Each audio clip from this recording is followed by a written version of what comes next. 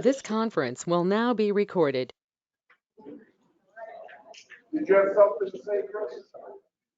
Yes, you need to put that microphone about 3 or 4 feet closer to the board or we're not going to be able to hear them. Okay. Right.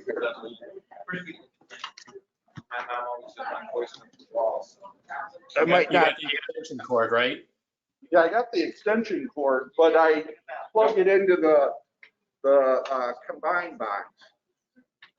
Can you see all the board members now? Can mostly see them. Okay. I'm just concerned about hearing them. On the right is Michelle. Can you see Michelle?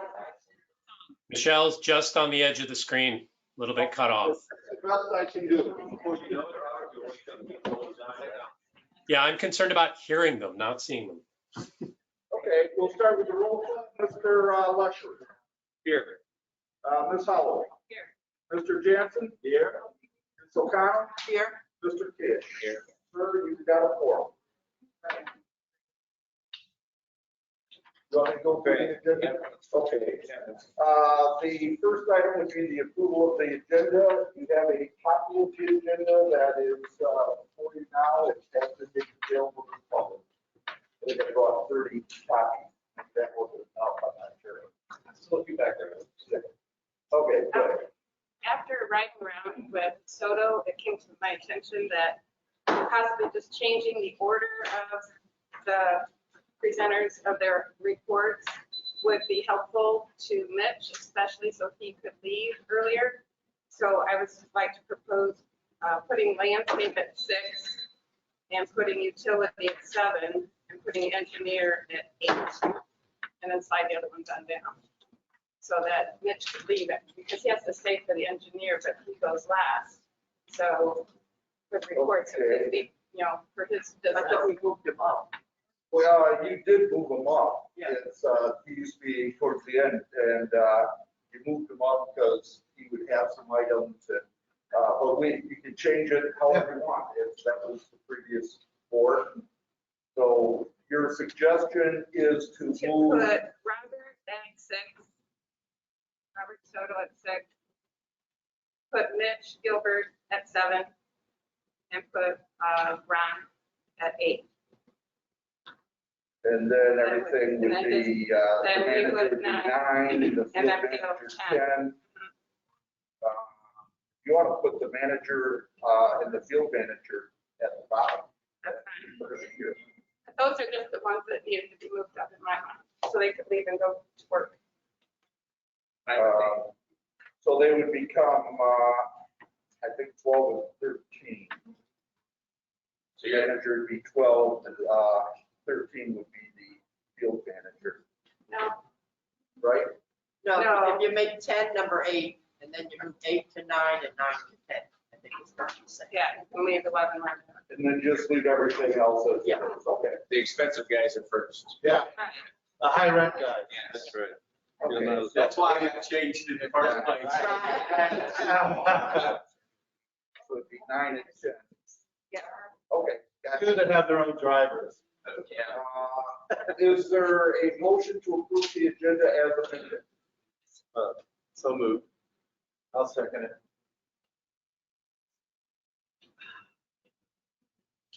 All in favor? Aye.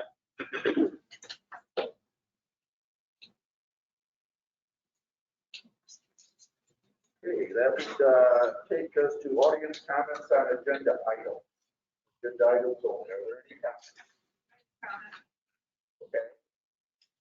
Debbie Danworth, I own a home at 168, I have 3 items. First of all, and I did get talk to Terry about this, I would like to propose right in the agenda that when the meeting starts, we say the pledge of allegiance. This is a government business meeting, and I think it sets the tone that this is a business meeting and this is government.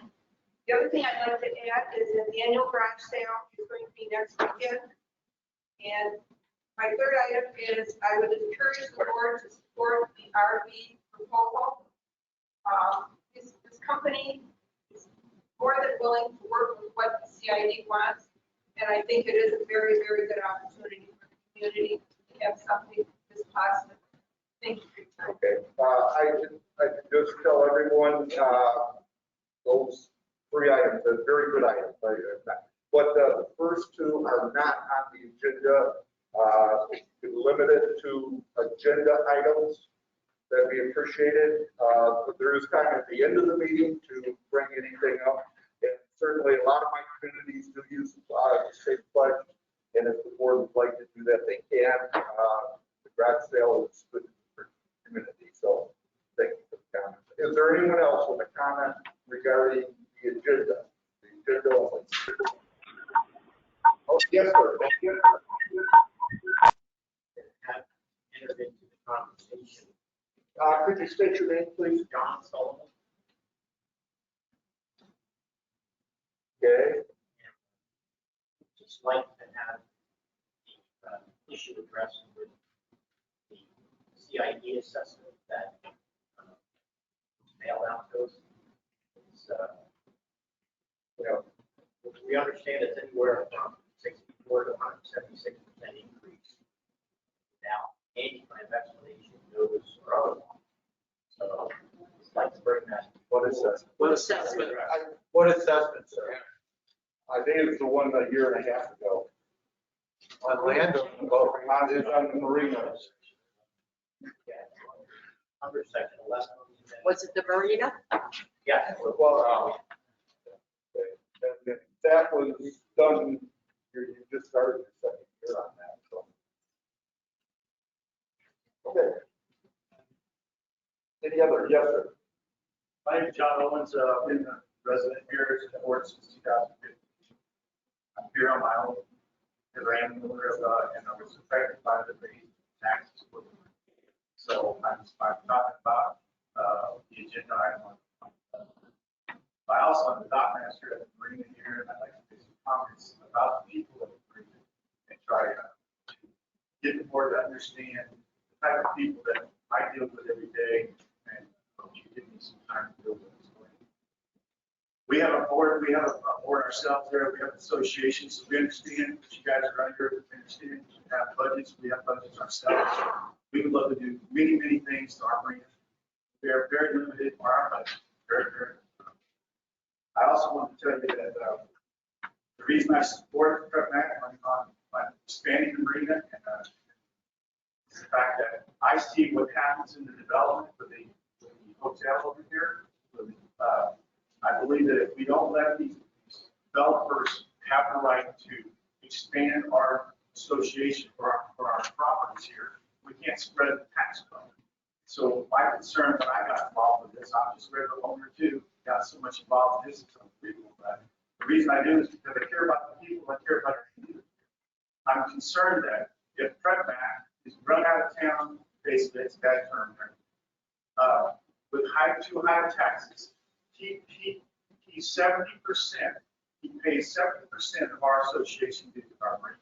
So I support that. With him being, if he defaults, he leaves, we have the same situation we had, in my opinion, as the last hotel and the old RV park. So I'm fighting for our survival here, because I look at that as investment, our investments in the marina. It's about the utilities, it's about the usage of our how much usage we're using, and the tax rate is so high. I just want to make comments the fact that everybody that's out there, the majority of everybody out there is either in their boats, they live between 100 to maximum of 500 or 600 square feet. I just want the board to understand what the voters go through. We don't live like that. We choose to live. This is 1% of the population of the United States that lives like this. So just bear with me a second. I just want to explain that we've done everything in our boats through a half-inch garden hose, something you can water your garden with. Our toilets only flush a quart to a gallon of water to flush our toilets, compared to a 3.5 or 5 gallon toilet system in a house. And for that, and a regular conduit has a 1-inch line with a lot more pressure. Our shower, I just want to explain to you how most boaters take showers. I know it's kind of crazy, but I want you to understand the simplified life that these people chose in the marina. They literally turn the water on, you wet yourself down, you turn turn the water off, you sud yourself up, and then you grab the water back on. So it's flush it. It's not because of choice that they do this, it's because the boats are everything's got to be pumped out like a shower, not like a house. It doesn't just go down the drain. So that it fills up, and you can't just go in and turn your water on. So I'm hoping you remember this when you guys are in your shower. We don't just turn our shower on and let it run. So the usage of everything should be minimal. I hope I made my point. I appreciate you guys listening. Is there anyone else with a comment? I think I saw his hand first.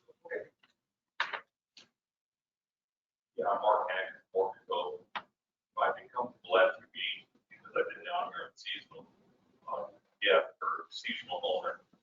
And one of the things I noticed is that the seasonals don't have a lot of boat, but we do have the opportunity to pay. We don't get to vote in like the CID election, but we get the opportunity to pay.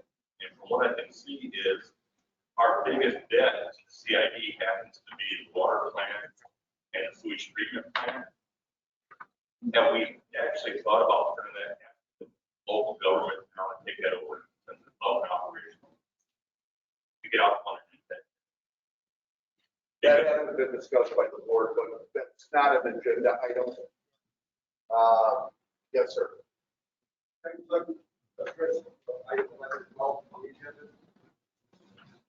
Okay.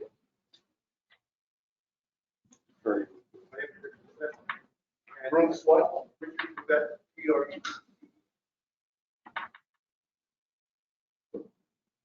Okay. The comments I'd like to make is, we were singled out, but there were no increased services given to the arena.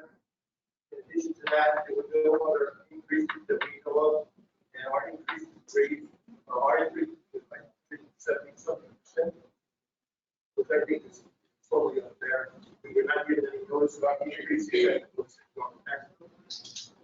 I'd like to see that. Every resident received, or every arena owner received a copy of the notice of public hearing. It was almost 2 years ago. But everyone received, we sent a notice out to every single resident that pays, that would be subject to this tax. It is less than what a resident would pay.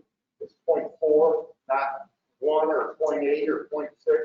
It's lower, even the biggest goals, it's lower than any single family living unit, including the hotel rooms. I appreciate what you're saying. However, what we have is not a family living unit. Where a hotel or a residence would have a 1-inch pipe going into their condo unit with 2 bathrooms, 2 showers, dishwasher, And that's why it was reduced from 1 to 0.4. But you could say we were reduced, but we were increased by over 100%. Okay. Other comments on agenda items? Yes, sir, back there. My name is Bob Rondiggy, and I live at the marina, Beach 7. I'm very opposed to these increases because it's so substantial that it's almost ridiculous.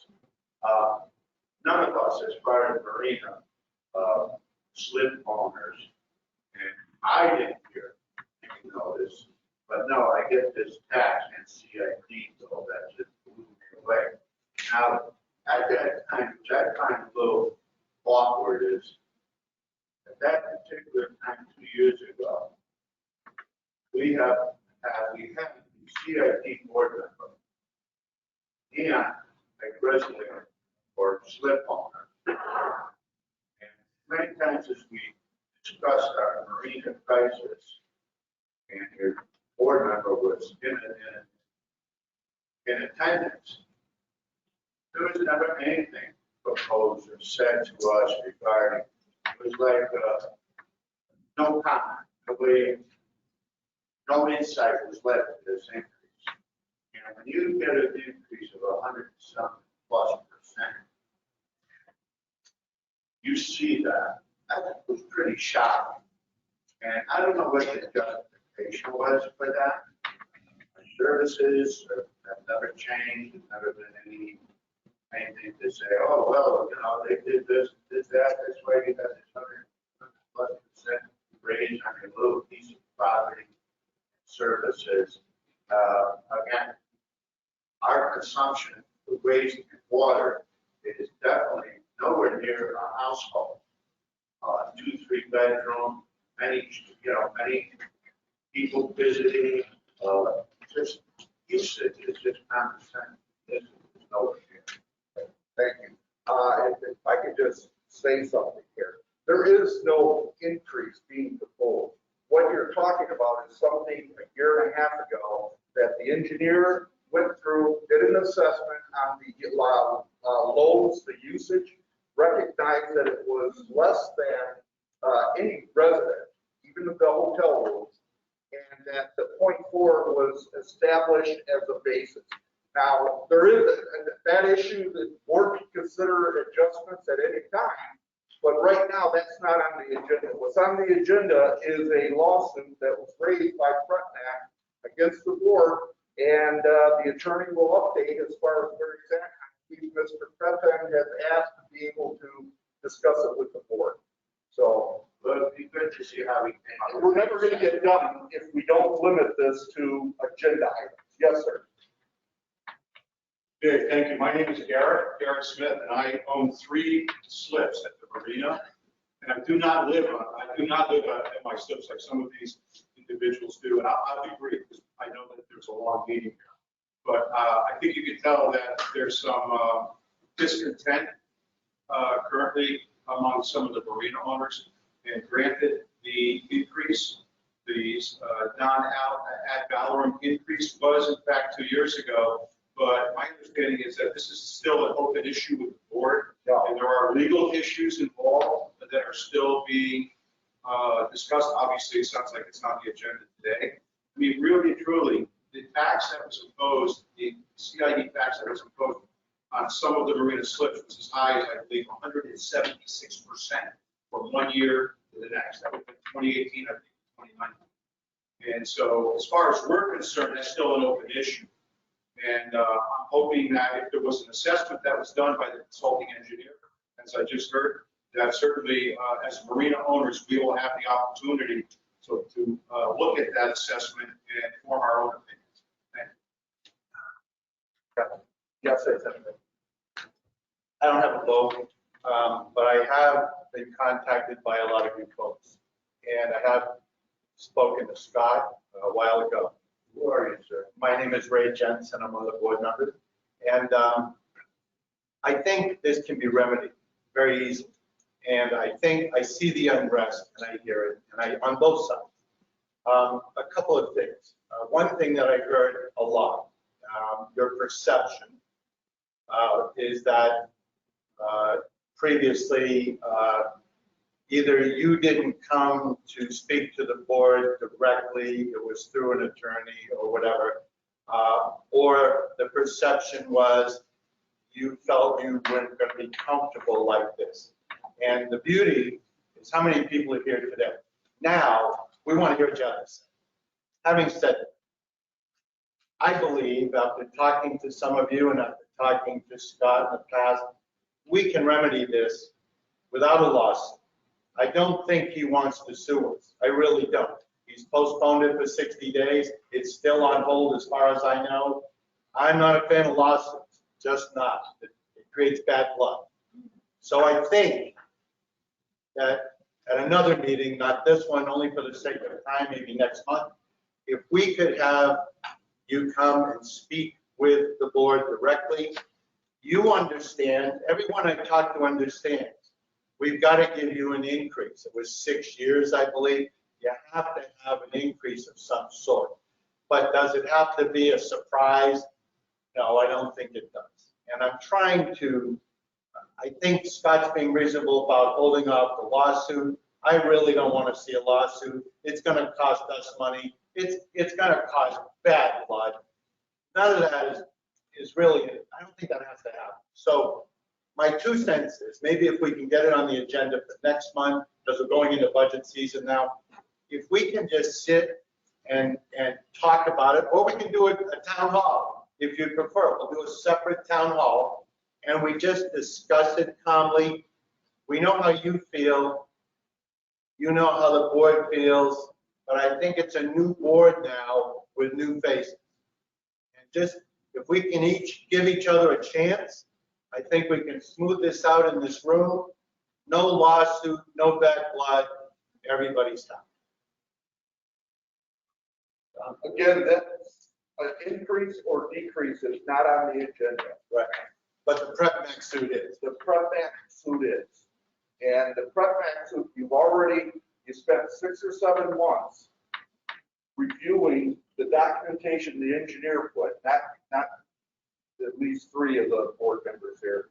The documentation the engineer put together as far as justifying this, a letter was sent out to every property owner on the public hearing when the increase was adopted, August of 2019, and it was adopted. You've already levied for this year. You can't change that. Next year, maybe, or whatever you decide during the budget hearing. I mean, I know that an overall decrease is on the agenda this year, right now, this meeting. This O'Connell asked for that to be on the agenda for consideration. And with the debt going away in May, it certainly can be reduced. But you have a system now, and the marina docks were compared to, I think Mr. Kish was one who raised this, that the fact that a RV was more than a 40-foot dock with a water dock. And that's what prompted this discussion. And then, which resulted in a reevaluation of the marina slips. And so you're here, that's where you're at now. What brought it to my attention was that an 80-foot boat was paying less than a bar sloop. Yes. That's what brought it to my attention. And we're not going to talk about that anymore. We'll readdress it when we get to it. This is going to be a long meeting as it is. And we can even extend it to another meeting if you want when we get done with this prep next. But we really got to get going on this rest of this stuff. We just feel that if you don't listen, we're trying to express our concerns. We were trying to jump on this lawsuit. The other 40, 50 owners in the marina are now trying to get another attorney to come. We're trying to express our opinions to you today so we don't go down that road. So we appreciate you, Ray, by saying that we at least hear our comments. So, thank you. Can I just say something really quick? Sure. As you see, I work in the hospital. You all have these meetings that are very important for all of us, I know. So I would like to be in on these meetings, but I'm not retired. So I actually took time off work to be here to just try and get like a little bit of what's going on. I really would hope that you would consider people who are working and who also that maybe it would be possible to do this like maybe at like 5:36, so that this next meeting on the 19th instead of 9 a.m. you could include the people who actually own and work, so that we can also be included into what's going on. Your name was, please. I'm sorry? Your name? And Lafine. I like the idea. I think there's also a few of us that also, but some of it is well for. We have to limit this to the agenda items. That is the agenda. And the last one, I got to go to work.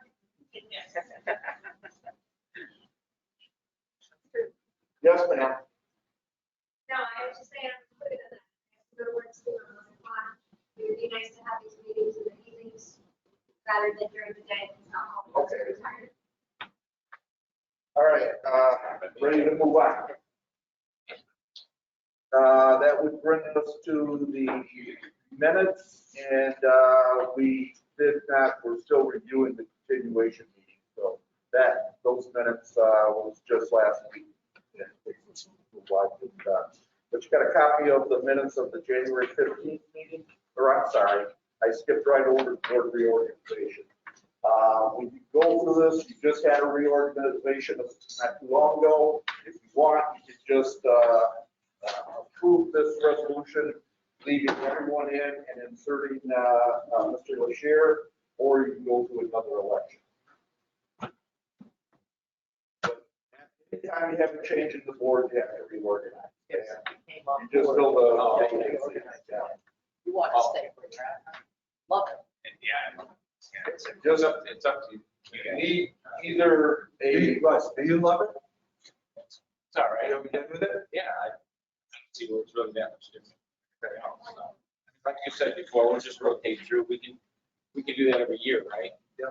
Yeah, just, I just recommend we leave it the same, and in a year, we, Okay, is that a motion to approve resolution 2021-02, leaving all officers as currently appointed, with the addition of adding Dr. Chair as an assistant secretary? yes. Okay, I second that. any discussion? All in favor? Oh, Oh, okay. All right, now you've got the minutes of January 15th.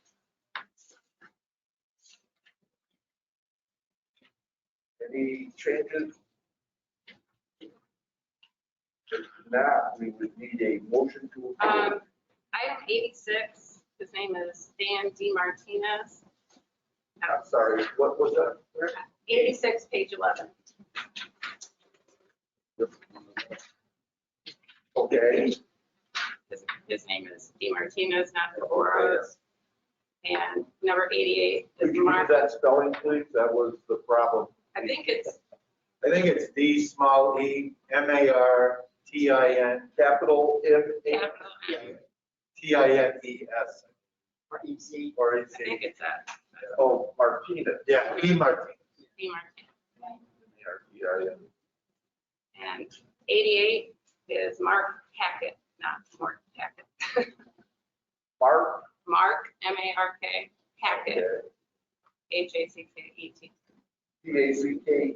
HACKET. Oh, Hackett. H-A-C-K-E-T. HACKETT. P-T. Okay. Any other changes to the minutes? Need a motion to approve them as amended. I make a motion to approve as amended. I'll second it. Discussion? All in favor? Aye. And I would hold my vote since I was not on the board. You got to vote. Okay, yes. Okay. Sorry about that. No, no problem. Okay, the 10th, we will, next meeting, that would take us to landscape maintenance. Good morning, everyone. I'm still here. Did the right around with Michelle. The time, that new timer, the pedestal, everything seems to be working. Replace that timer. It's all up and running, still got power, so it's pretty solid. The one on Equal Drive, the one that was down without power. I did see during a drive around, the guys are gonna write out a proposal. We got a couple of timers that are battery timers that are inside the valve, but we don't have no wires going to those areas. We might have to replace one or two, but definitely doing the batteries, go through them all, start getting them ready for the dry season. On Case Drive, during our drive around, I noticed a lot of handhelds along the sidewalk. I had my guys come out here and treat all again. And then some of that white snow that was out there, it was pretty bad. It gets after the rain, it gets pollinated like no tomorrow. And so that's all been treated. The palm tree that's on 41 going east, it's a volunteer palm tree that's been growing in the middle of the median. It's been requested to be removed. I agreed with Michelle to leave it there. It's in the middle, it's out of nowhere, and it's going to grow to be a palm tree. So I don't see no sense on removing it. Why did they want it removed? It was, they thought it was more like a weed, but it's not. It's actually a tree. So I pointed it out, like, it's okay. It's a natural tree growing where it's supposed to be. So it's not out of place or out of And proportion. it's not Brazilian pepper. Yeah, it's Brazilian pepper, correct. So I think, I don't know if I mentioned it from the last meeting, but the Wellco Road all the way down the 2 miles or whatever it is, all the way back down, got pushed off left and right. So Mitch got to get fuel back there, it's accessible to get to the generators for the low stations. So it's clear, ready to go, if it needs to be filled.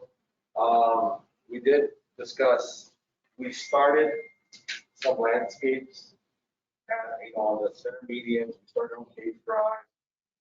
We did a little bit last year, and we wanted to know, so we can work on it together, is to see if we can possibly come out with more ideas to the board, if there is a budget this year, that we could possibly do some upgrades in some areas that, have not been upgraded, and add a little bit more beautification on the median there on Union Road and Cave Drive.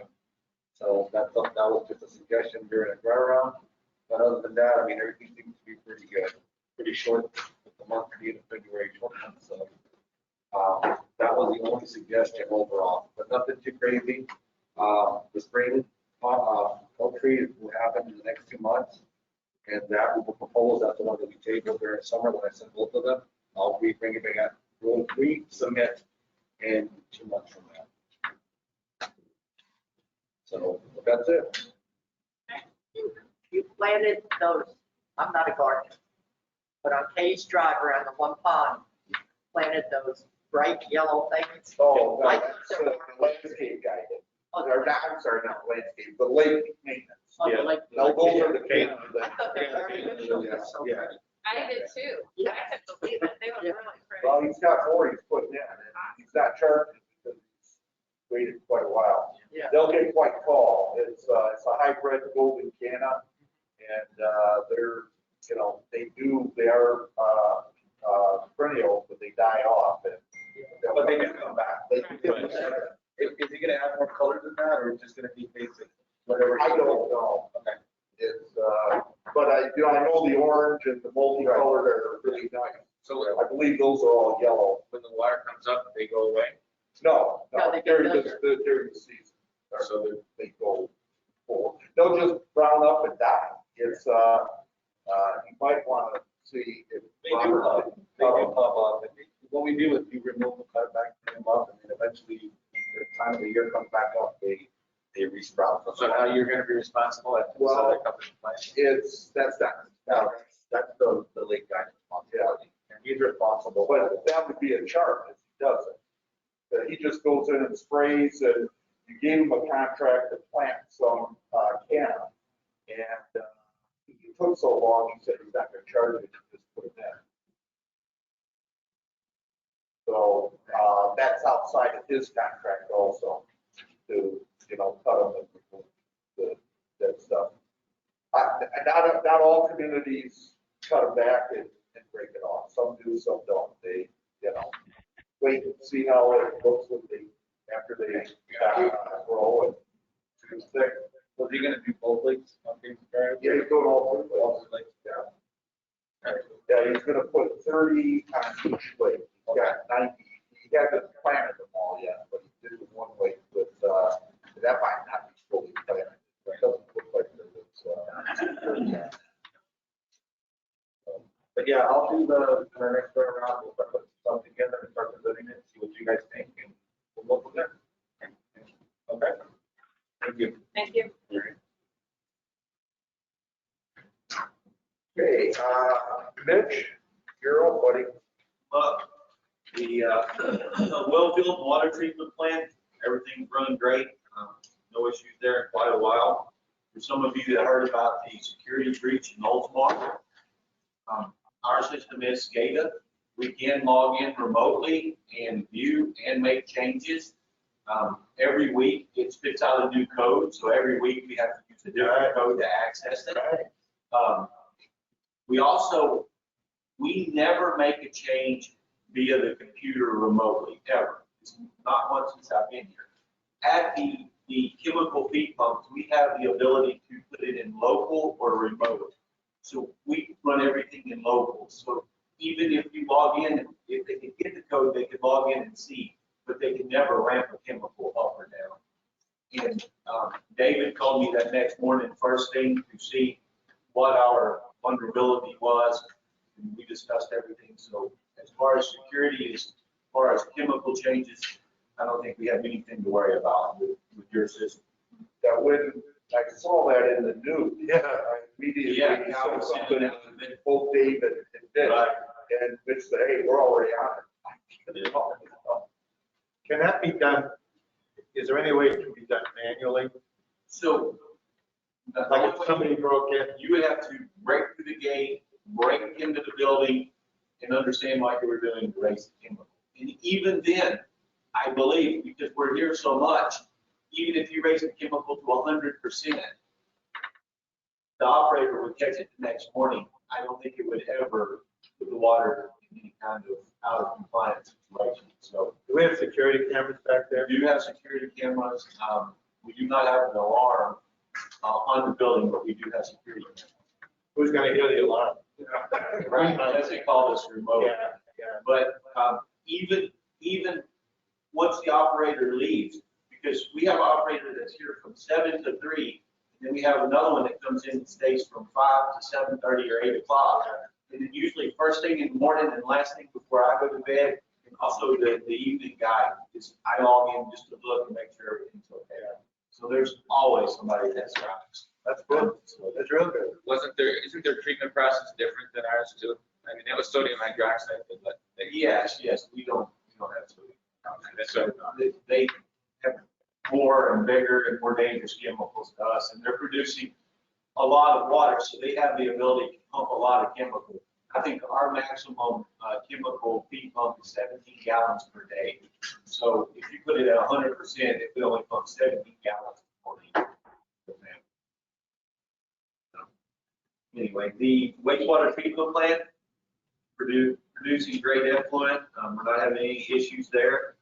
All the irrigation pumps, the fire station, as we call it over there, the canal pumps, they're working fine. Lift stations are all functioning as designed. The meter reads, they were done on the last Friday, so they were done in February. And then you'll see, if you've not seen already, either my backer truck or my guys driving around with a vacuum trailer behind the truck, and they're sucking up the meter boxes, all the loose dirt, and preparing to install the meters. So we've installed a half a dozen throughout the community that's already up and running. And then we'll get the first shipment of meters in April and then the second shipment in May. So we hope to get those all installed.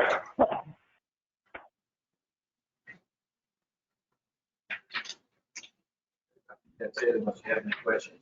You know, you go to install one at my house. Oh, I got yours first. Two And minutes. and you'll be happy to know that actually now that we're reading accurately, it doubled your water. That's okay. our water flow is still different than last year though. You know, It is different, and I just had the calibration company come and recalibrate everything, and it's still a lot less. I don't have the answer for you, other than go through the meter. Really? A lot less here than last year. All right, maybe. Same as COVID. Nothing else from this? That takes us to the engineer. The first item is new home construction related issues. There's a lot of activity out there with a lot of new homes going in. It's really increased probably over the last month or so. We're just monitoring basically, and if there are some concerns, let us know, please, and we'll go ahead and investigate those. There are a couple that we are keeping an eye on. But as time goes, we'll keep an eye on the rest of them as it goes. And as they get a little bit closer to finishing up and doing their cycle. We are working on the CIP development. We are in the process of pretty much doing our inventory right now, what your assets actually are. We're looking at the roadways, the drainage structures, those type of things. And then the next step after we do the inventory per se, we're going to come out and do an assessment, a physical assessment. We're going to go and look at these things and try to estimate what their useful life still is. And then we'll start plugging that information into a plan for the next 5-10 years of how you need to do your renewal and replacement of some of the facilities and so forth. That it's spread out over a reasonable budget over time. We did get out and do some support work on the Union Road regrading project. We did some measurements. We took some quantities. And then we passed it on to the managers. And it's in your packet. So I understand we're in the process of getting some pricing on that. So go ahead and Our changes are due. Good. So, yeah, with the next board meeting, you'll have some information on that also. We did reach out to DOT on the bridge lighting and speed reduction and also some signage out there on US 41. Haven't heard anything back yet. I'll follow up again with the individual I know up there to see if he can, maybe if he's not the right person, at least direct me to the right person and we'll go from there. Dave, can I ask a couple questions? One, since we're going into budget next month, and I know it's general at this point, Ron had originally thrown out a number April last year and again the other day of close to $5 million that over the next couple of years is work that will need to be done. Does that sound accurate? That may be a little bit low because I think he was looking primarily at the utility side. Now, when we started looking at the stormwater and some of the roadway work, that's going to be some more monies. Basically, there hasn't been too much done with the stormwater system since the system was built. So it's getting to a point where we're going to need to go in there and clean those swales out, get them back to their original configuration so that the drainage occurs. Right now, sediment's built up in front of a lot of the culverts, especially the Newport Drive area, and it's keeping the water from flowing through the system. And that's why during the rainy season, we're having some ponding of water in those ditches. So that's something that really wasn't included in some of the $5 million. So we'll be needing to look at that too. Fortunately, the roads are generally in pretty good shape. That we don't need to be doing anything real immediately. The drainage is probably going to be the one that we need to look at first. When you do that, Mitch has blown out several culverts. And Chris has done some manual labor opening up some of the, so you'll get their notes incorporated in that. The drainage hasn't been ignored. It's had, let's say Band-Aids on it, but now we need to look at a more comprehensive. Right. And make sure you get the Band-Aid effort included in your analysis. Yes. Can I ask another question? I've been getting hit with a lot, and I get it. I wonder myself, very roughly, what percentage of our total yearly cost here is water, sewer related, including piping, the plants, the whole thing? What percentage roughly is water, sewer, infrastructure related, not drains? I don't think you can answer that. Yeah. Okay. You just look at your budget or the Yeah, that'd be a good place to start. And of course, that doesn't consider some of the renewal and replacement that needs to be done. Probably the biggest part of utilities has been that bond being paid off. Right. Yeah, with the debt, it's 77%. So almost 80% of our total cost With the debt. per year. Oh, so without the debt, that's 500,000. But the debt sounds like it's going to be staying. No. $5 million worth of work. Until we budget and we get those numbers and work with those numbers, I wouldn't assume what it's going to be. You're not going to take care of everything. But you just, what David's coming up with, you'll have plans. I looked at it, I think that you can pretty easily cut $300 a year out of your utility budget. It's very comfortable. You guys might want to be more aggressive and cut more, but I think. Well, my question is, how can we do that? How can we take it from Peter? And I'm all for it, by the way. But how can we do it, take money from Peter to pay Paul if we don't even know how much it is? And it's going to be at least $5 million. How are you going to budget that over a couple of years? What have we done for the past few years? Nothing. Because of the debt, nothing, that's right. And that's why we're So, here. until we get numbers that are not moving, I don't think we can second guess this. But I think if. Right now, yes, you're right, we won't have debt next year. Will we have to use that money? We won't know until we sit down with numbers and budget. Right, that's coming Well, up. you're jumping on it, though. It's not time to jump on it. With the capital improvement plan, we'll look at it in 5, 10, even further down the line, 15, 20 years. And it's a dynamic plan. Each year, you want to come and pick at least brief look at it to see what needs to be updated. Maybe you move some projects from one year to another because maybe the immediacy of those replacements need to happen a bit quicker than what you anticipated. Or perhaps you can defer some things a little bit longer. There's always a couple ways to look at it. One would be aggressive in your budgeting and be building up some reserves and so forth. The other way is to adjust your assessments each year back and forth, depending on those needs. Sometimes it's nice to have a steady. So again, that's something, as we get into it, we can look at it. But you also have your revenue. Is your revenue going to increase if you sell that land?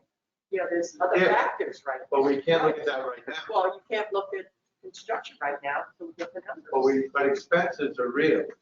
That's the thing. All I'm getting at is, I don't want to plan like the forefathers did in case we sell the land and if we get the money. I want to deal with absolutes. Doing that is what's got us where we are today. Now, I only believe in dealing with absolutes. If we have a check for $2 million next week, I'll say, oh, hell yeah, I'm in now. But if we don't, 500 grand that we save is going nowhere. I'm with you. Listen, I'm with you. Nobody wants to hand money back any more than I do, except you two. I really do. Everybody here does. We all do.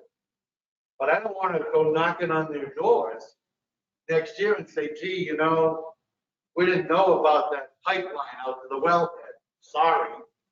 That's all I'm getting. Are these going to be prioritized? Will they? Yes. Yes. You will prioritize? Yes, basically by year and then accordance to, there's some things that can still be deferred. We can look at those. You're taking off one of the biggest items that they had on the list, which is the change out of the meters.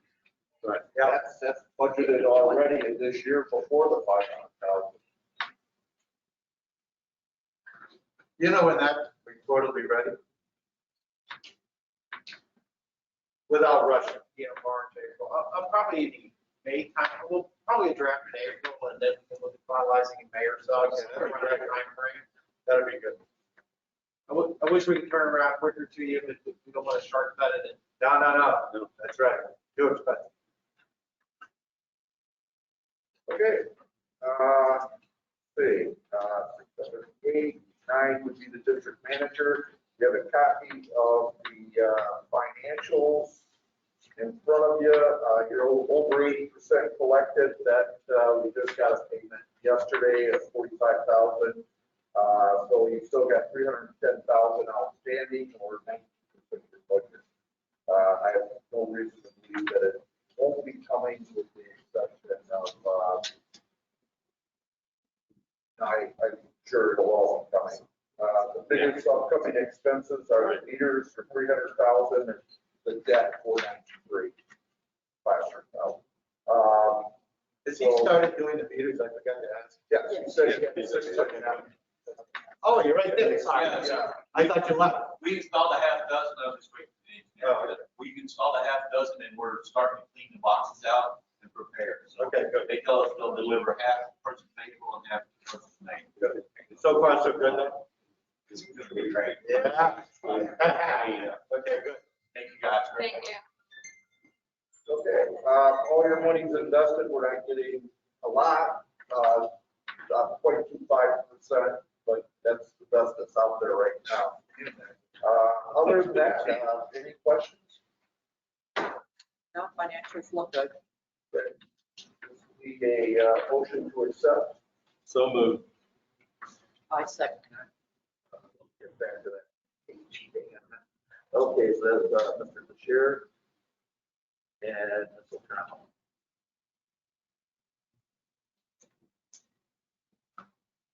I just want to bring out something that might come up in the conversation later.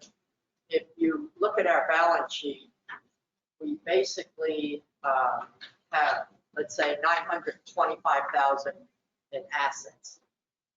But we have to make that debt service payment, about 500,000. So physically, we only have about 400,000. And I want everyone to be aware of that. Okay.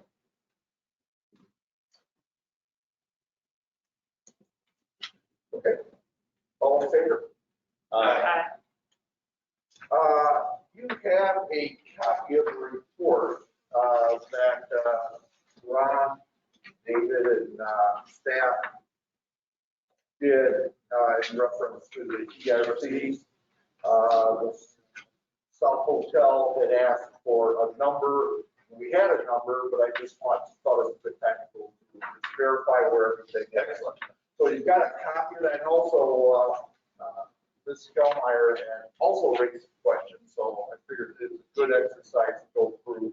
Ron put together a history of what he knew, and then you see our sheet that we have to work from, which is on page 22.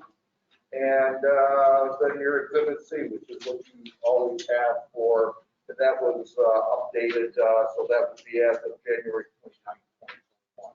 And from that, you see that you have 266.98 ERCs available.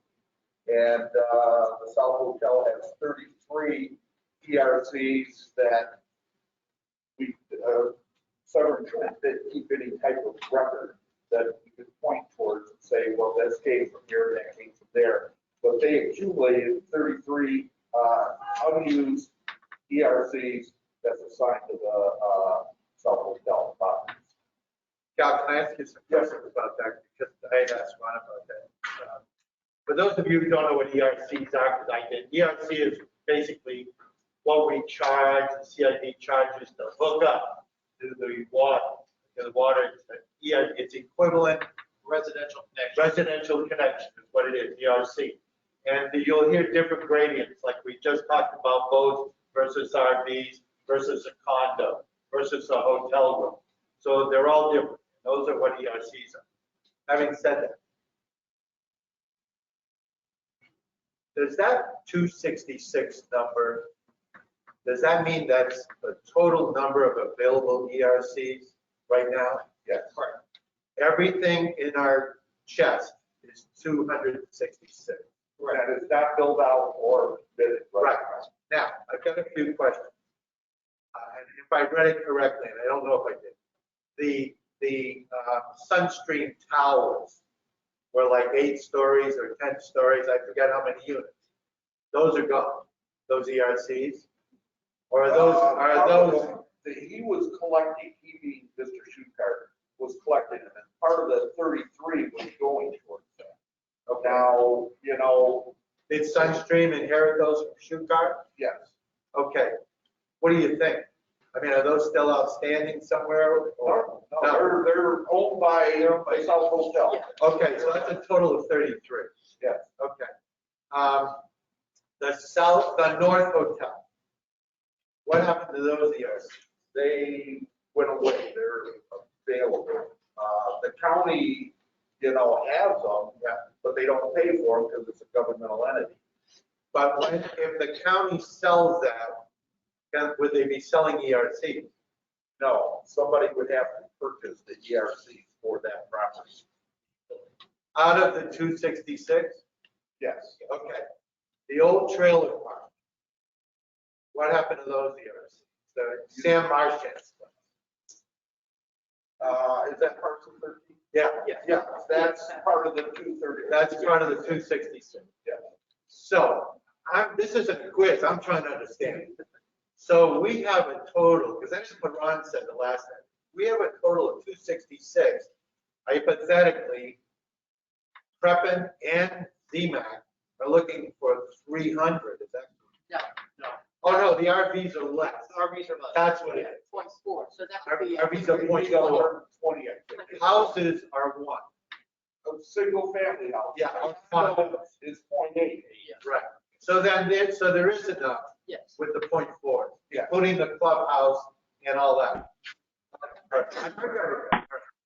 Questions? All the open lots. There. Oh. Who owns those guys? Whoever owns the land. Yeah. So who owns the land? The county, right now. Well, if it's the county. The land for sale right now. No. These lots. In our. Oh. That's what I'm saying. Lake Huron, Yeah. they've linked it, Still on. and they haven't been cheated to the county, but those ERCs are just not being paid. They're, Right. You know, So all these empty lots are there we're getting nothing. Right. Right, we're assessing, But we And, can't make it happen. but somebody who buys it and has to, wants to develop it, they have to repay all those, assessments. Which just keep The getting ad more. taxes. If they haven't paid their, ad valorem taxes to the county, they haven't paid their assessment. Except for one thing. What's going to happen is these lots on this side are in lands for sale, which is redemption right now with the county. As of the end of July, they're coming available. Just like the hotel, when they sheet over to the county tax collector, it's free and clear. So all of that back money is gone. Write it off, it's gone. The hotel at $2 million. And on January 9th last year, it is sheeted over to the county tax collector, free and clear, gone. So the CID lost $1 million and the county lost $1 million. So as soon as it sheets over, the good news is they can sell it for whatever they want. The bad news is all that money is down the toilet. That's why we own parcel 13. That's exactly right. That's exactly right. But that's what's coming in July. Okay, for 4 of those lots, 4 or 5 of them. So that's, Be ready for that. Do we want to do land again? I mean, well, I mean, not the I land, don't know, it'd be up to the Oregon Code, they better figure it out, Yeah. because, But maybe you get it. You're right. Because it's coming. yeah. But the thing is, the protection Oregon Code has is in the condo docs. Nobody can build anything but the exact same building Who can change with the condo? exact same toilets and everything. It's gonna be identical. Who can change the condo? And, well, Oregon Code. So, You can't, Yeah. you can do that. Yeah, you're right, sure. so you ought to look at the bike. So then that's more, You're preaching to the choir right there. Oh, Jesus. Are you preaching to the choir? Okay, if you look at the sheet, Jennifer's assessment table, you'll see Lake Lincoln and Lake. Right. Huron like that. Yeah, for sure. Now, you have some flexibility with Lake Huron because you direct bill them and took them off the tax roll. Same time you did parcel 13 at the North Hotel. But North Hotel, we didn't, if we are direct billing them, we could foreclose on them for the lien. And, but we can't do that if it goes to the county. So the action would have to be before that property is sheets to the county. Yeah, that's. Which is about 47,000. You explain that. Can I, my question, you did explain it. Sure. If we direct bill, which I understand what that is, and it's in lands for sale, which I understand is still direct bill and cruise, but once it is sheets to the county tax collector, that goes whether it was direct billed or not, right? I'm not sure on that. Dan, you're on the call. Could you answer that, please? Yes, that is correct. Okay. The other question. Once it is sheets, everything is wiped out except for prior existing restrictive covenants. Okay. Okay, and the other question I have is, because the infrastructure is there on those lots, unlike the hotel, the county won't have any cost to tear it down and haul it away. There's nothing to tear down. In my opinion, those units, those invisible units, are worth, let's say, 200,000 a piece. Okay, they're on the water, the whole thing. Let's use around them. So that would be 4, 8, 12, 16, I think 16 units. So that would mean about 800 grand gross profit if a developer were to sell one of those buildings. What's it going to cost them to build it at today's cost? The other thing is, correct me if I'm wrong, Lake Huron and what's the other one?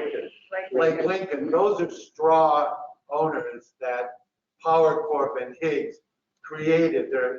Now one of them is his nephew, so he can't be touched. Yeah, I think you're right.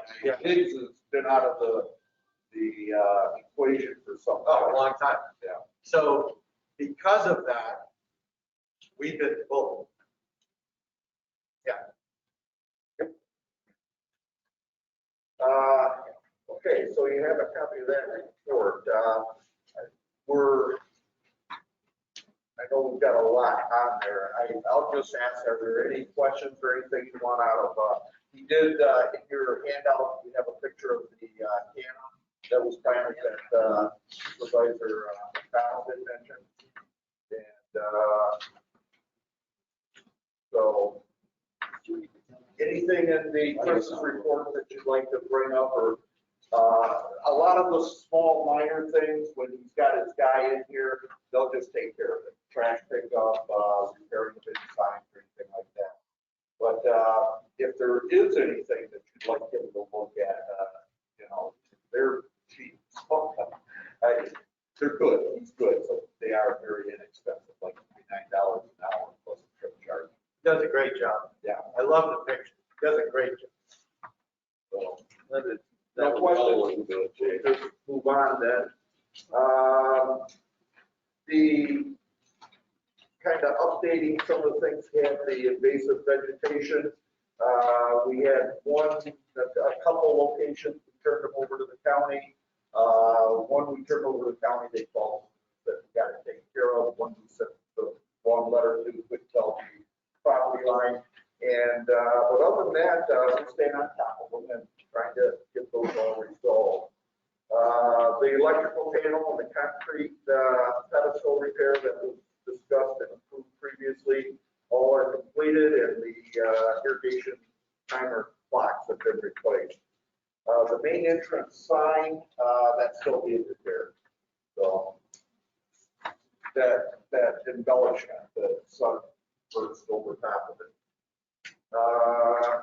Okay.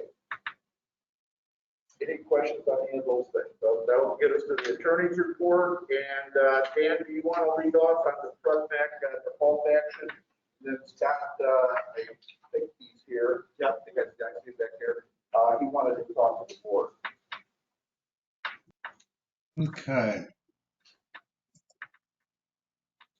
All right. Where we are at back probably about a year and a half ago, excuse me, was when the lawsuit was filed. And we had some negotiations. Mr. Preppen met with Cal and Ron. They left the lawyers out of the room so that everybody could just talk freely and not rack up any expense. And after that meeting, I was told that the lawsuit was not moving forward.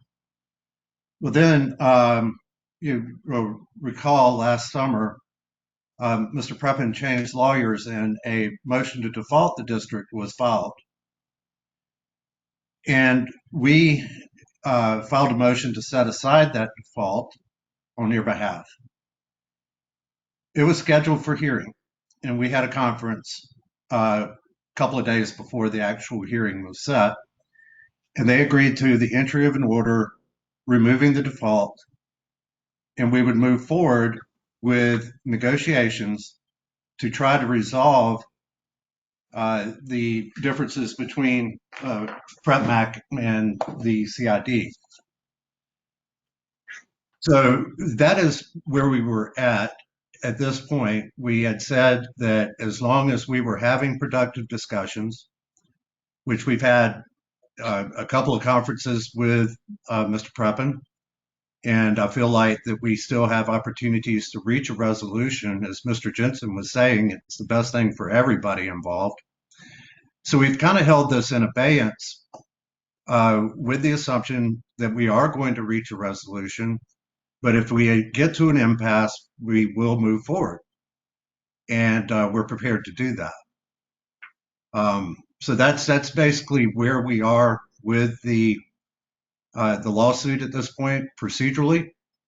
And I think substantively, we're waiting for a proposal from Mr. Preppen for us to evaluate and bring forward with a recommendation to you. Are there any questions on that issue? Mr. Preppen has asked to speak to the board on this issue, and he's here. So are you ready for that? Yes. Scott, could you come up this way, so that they can pick you up, the reporter can pick you up on the speaker. Might be a little far away. Yeah, closer to the speaker you can get, the better. Yeah, thanks for giving me the time to talk today. I appreciate that. A couple of from our standpoint, and I'll talk about myself. I'm from the company PrepMac, and we initially had awareness of what was going on, and were noted sometime shortly before the annual budget meeting, which was the adoption of things that had already previously been discussed for the budget in 2018. Yeah. But prior to that, obviously, there's a lot more conversation going on about putting something in the budget, raise taxes, methodology. We weren't privy to any of that, nor were we noticed with any of that to be able to, in our opinion, be able to participate in those conversations before it got to the point where there was just being a vote on the formal adoption of the budget. So as you can imagine, that rubbed a lot of people the wrong way that we weren't able to participate in that exercise, other than just showing up, which I did at the budget meeting where it was actually adopted. So just some points of fact, the taxes were raised across the board on all the owners of docks that were toward the island. There was a small increase that went in for the hotel, but I'm not concerned about that part of it. But the taxes were raised and a new asset class was created. And effectively, the taxes were raised anywhere from 64% to 176%. And as part of that tax increases, there were no change in services that were provided to dock owners at all. Same level of service.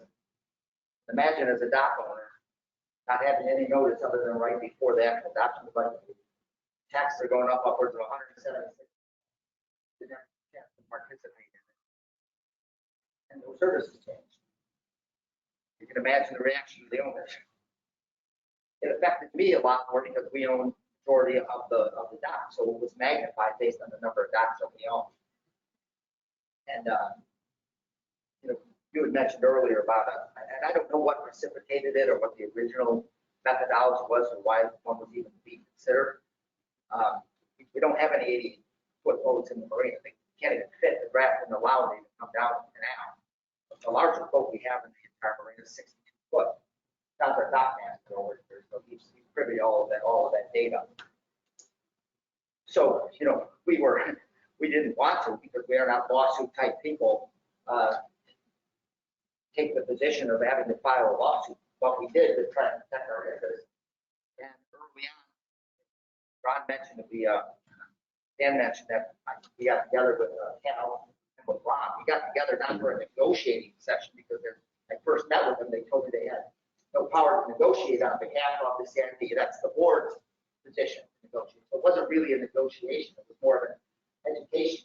I was trying to understand the methodologies of why they did what they did. And also convey back to them, what my personal feelings were about the process and how we objected to it. As time went by, more and more people from the marina contacted me because we spent the money individually to pursue that, but there's another, there's I don't even know, 80, 90 other people that are negatively affected by that as well. Many of whom are here today, and many of whom own more than just one dock. So it has a big negative impact. We had a meeting just the other day. Just affirming, did I miss something? Did they get noticed? All these other kinds of things. So there's this big push by a number of others to possibly join this lawsuit or initiate another. And I don't want to do that. They go on record as saying that. Okay. And I will say that, Ray, I appreciate your comments earlier. Rather negotiate a fair and reasonable settlement, but there's been no substantial negotiations to date.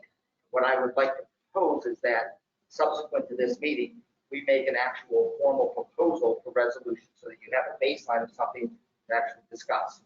I would ask to meet with Dave ahead of time to have another financial conversation to understand the mechanics of the dollars and cents about what we would want to propose in an objective format, not to have to negotiate for it, but I'd like to have some of your time if I could to go through that. I understand Rod's retired now, taking over that position, assuming so on the board.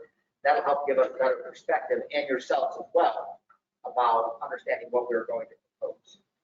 And if we get something as a formal proposal, we can have discussion of that either board meeting through the attorney. However, I don't care the format. I want to resolve too, but because I want to continue to spend those kind of legal dollars. Just have this thing. I don't want it. Really don't. And not to speak for all the individual members that are here, but there's a lot of owners here. I think you heard some of their comments earlier. There's just a tremendous amount of frustration about the process as a whole, and we don't want that going forward. We're a small enough community here. We don't need 175 owners upset about this. So you're saying you weren't notified correctly at the beginning? The first notification that we got was prior to the actual budget meeting where they were adopting the budget. We didn't have any notice. And I asked all of the members that were meeting yesterday, not a single one of them had any notice. So you didn't get the mailing? The mailing was for the meeting. I got one mailing, and that was for the actual adoption of the budget. Obviously, that discussion or methodology about what was being done had been discussed. So, for some time but before that. did you show up to that meeting? We did, yeah. There was nothing to be said. They adopted the budget. We spoke for a few minutes. It was already a done deal. At the time, I think I just got on the board when all this started, and the community as a whole was in the hole, tremendously in the hole. So we were looking for sources of revenue. And what happened was we noticed that the boat slips and all your RV type boats, liveaboards, which is equivalent to an RV in my opinion, we're paying way less. Okay, so I'm telling you flat out, we were looking for a source of revenue. Wait a minute. And during that process, I'll be honest, I wanted to raise it more, but I saw we kept getting bigger and bigger boats over there. So I thought, okay, what's going on? It's really cheap for these people to be living here. So that's when Ron got involved, and he compared it to the rest of Naples, he compared it to Miami, and he compared it to Tampa, and we were vastly undercharging. So he brought it up to the same standards as the rest of the state, and that's why we went where we went. I was willing to go beyond that, but he made sense, and for all the legal reasons we did what we did, we're comparable to anywhere else in the state. Can I speak on this? Not being the It's the information that I know personally on here is in the dockmaster is from the we are being taxed the same, what you said, it's an equal from, but you've got to understand, when people come here, I can't imagine how it is on people's houses, but we're in the middle of nowhere, okay? So when people come here, they look at Barn and Slip, hey, we got a channel, we can't even hardly get in and out of, okay? Then we're out in the middle of nowhere. We can't be, it's like a Choices restaurant being as full capacity as somebody on downtown Naples. It doesn't work that way. Well, we're not in the middle of nowhere anymore. Things are changing real quick. We are. And what I'm trying to say here, in my opinion, we just talked about how in Ray's words, flush down the toilet on the whole, the CID got no tax money. We now own land over here because you're running, in my opinion, the developers, like Mr. President, out of this area. If he can't survive, developers are in business to make money. If they can make money, they will build here. If they build here, they spread the tax bills. We are being restricted more and more. And if he goes under like a hotel, then we got another problem with the hotel. We have the marina going down the Tuesday. Wait, can I say one thing? Well, actually, two things. I myself have spoke to two big developers here in Cuyahoga County. They won't touch it out here because of our assessments. So we don't get these assessments down. And that to me is what, I would like to see happen and find a way to do it. And when the assessments come down, so does your fees for your docks.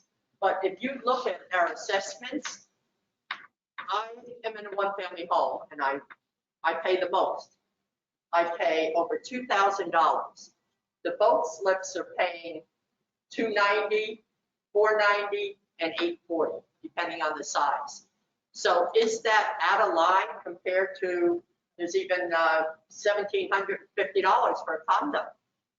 So everybody is paying more then they would like to see, be paid. And when he says we were looking at revenue, when we looked at all of it, we found that the marina wasn't paying their share the same way everybody else was. And that's what we tried to do, make it fair to everybody. I think part of the frustration, we weren't included in the process of that discussion. Obviously, there was a lot of discussion that happened prior to a month before the board actually adopted it. And no notice, no participation, not a chance to express what our opinion was or have any kind of dialogue at all. There was a big source of frustration from me. Appreciate that, looking for cash flow, need to pay your bills. I get that. I'm a CPA too, in addition to everything else I do. But, when one asset class was specifically targeted without having any input into the process, it just sends the wrong message. And so we were, just reacting in whatever time frame we could early on to be able to have some more than dialogue. Yeah, but one thing I suggest, that's for the boat people, that's for the condo people, everybody should have a representative attending these meetings. Not all the residents, just attend it and represent your I community. agree with you. And And we have it on site, we have a website that puts out the agenda and everything. So there's ways to avoid this ever. Activity against that time frame, and we'll continue to do that. But one other thing too about the docks, there's a 30 amp breaker and one hose bib. Okay, that's the general services that are for a boat. One hose bib and a 30 amp breaker. It kind of limits the amount of utilities that you can generate or use on those slips regardless of your boat size. So having said that, trying to think of any other key points that were brought up in our meeting yesterday. I'm trying to lessen tensions here. I want to work something out. I'd like to work something with you and put something that we think is fair and reasonable for it. We're going on and have some discussion and be on our way. That's what Well, I understand what you're saying. I haven't done a vote for a while, so I understand the vote. Doc, can I ask a question? There's a lot of innuendo going around. With this year and a half old stale lawsuit, did you or did you not get a default judgment from a court? Yeah, we filed a lawsuit, and my understanding, our attorney, Chuck Phoenix, is that the Toshin just didn't respond, so a default judgment was entered on our behalf. Then, I'm doing this for me. Yes. So a default judgment was entered on your behalf? Yes. Then, okay. Okay. All basically stops the side, stop from fighting. Right. All judgment, if you won, you lost. Right. Could you step up, sir? Yeah, because this is important. No. What happened was the original lawsuit, when it was filed, there was a meeting between Scott and the rest of your staff. I was told that the lawsuit was not moving forward. Mr. Preppin changed attorneys, and that attorney was not aware of that agreement. And he filed for the default. The default was entered. I filed a motion to set it aside, stated the grounds for being, what they were, the facts that led to my justification for setting it aside.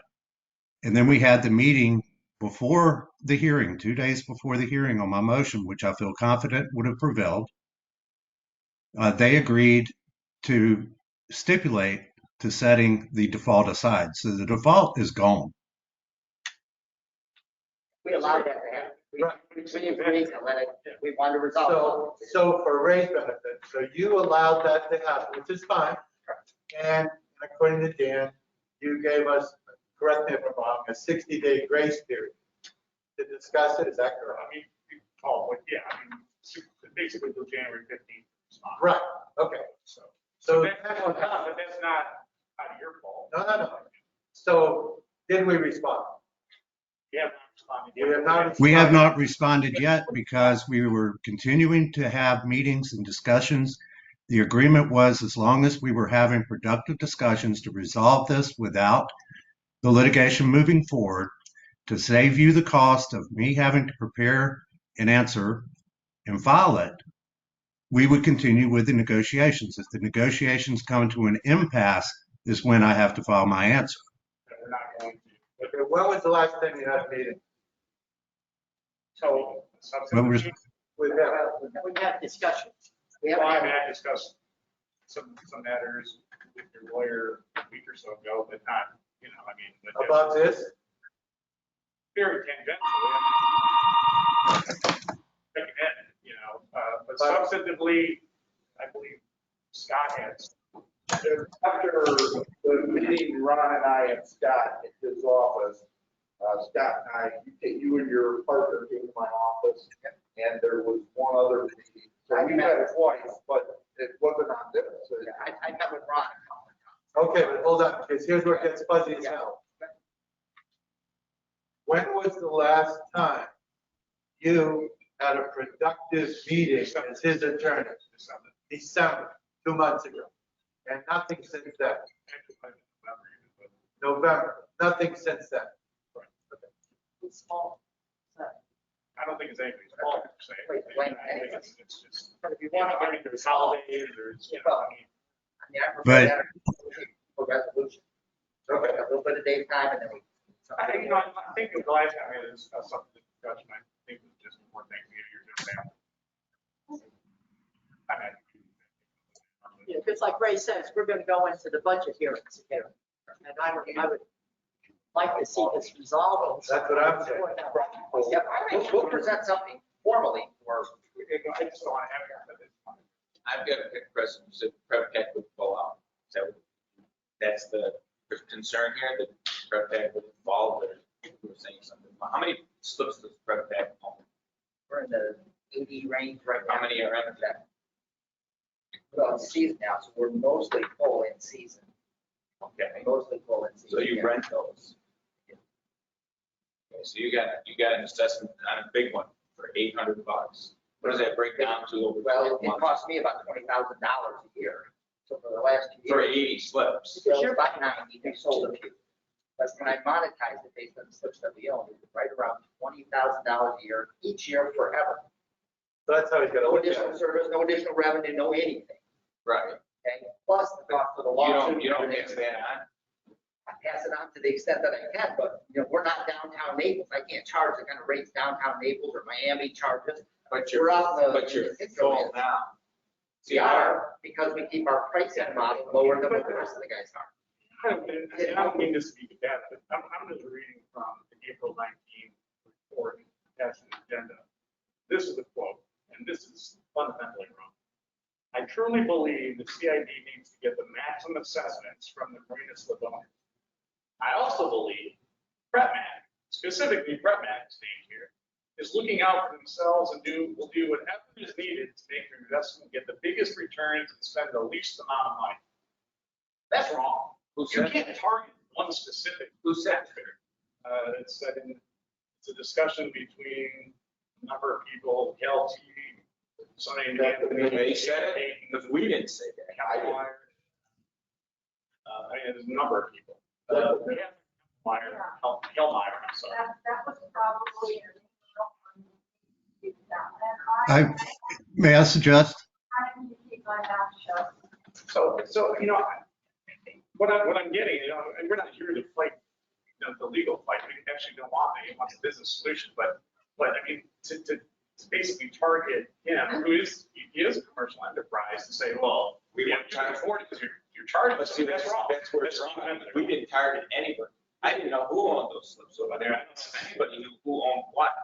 I mean, Okay, it was all based on the individual slip. We didn't care who owned what. This isn't a public record. He was targeted. Could I make a suggestion? Board, this board, it may have been different inhabitants of the board, but it's this board. May I? That was never. Yep. Yeah, we can go back and forth like this. This isn't resolving anything. What we would like, or what we've been looking for, and we thought that Mr. Preppen was working on, is a proposal that we could evaluate, bring to the board, inform you of how that will affect you both at your assessment level, assess whether it is fair and reasonable under where we think we stand in the lawsuit.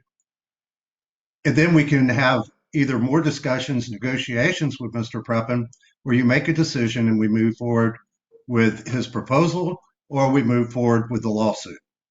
That's where we're going to get to the rubber hits the road. We've got to look for the solution, not continue to talk about how the problem arose. And keep in mind that the solution is not a solution between Mr. Corcoran and the board. The solution is to redo the assessment methodology. Right. The assessment methodology is the method that you establish on how you will charge individual properties, RVs, marina slips, everything that's fair and equitable and defensible in a court of law. And which has been defended in federal court twice and in state court and at appeal. I've won every time. Your assessment methodology is defensible.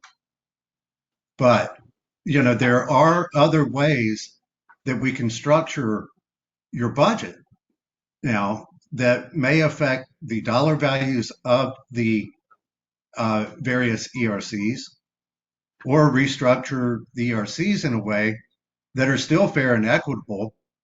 Just because I've been able to defend your methodology in both federal and state court and on appeal doesn't mean it's the only methodology that I could defend. We just have to go through a process. And the process begins with the dialogue that begins with a proposal for a solution to the problem. Okay, I just did one thing. I just took your $20,000, divided it by 80 slips, and divided it by 12 months. Okay, that's how I work. It costs you $21 a month per slip. That's how much more it's costing on average. That's $21. And see, as a businessman, as a graduate, I think, what's that? That's not correct. Those numbers are not correct. 20,000, I said the increase, not the total. The $20,000 divided by 80 slips divided by 12 months is $21 a month per slip. He said he's paying 20,000 a year. He said it was an increase of 20 grand. And I'm telling you, it costs $21 more per month per slip. Are you full year round? That doesn't matter. You I'm talking about over $800 a year, so I don't know what's talking about $21 a month. But How That's can the it? average.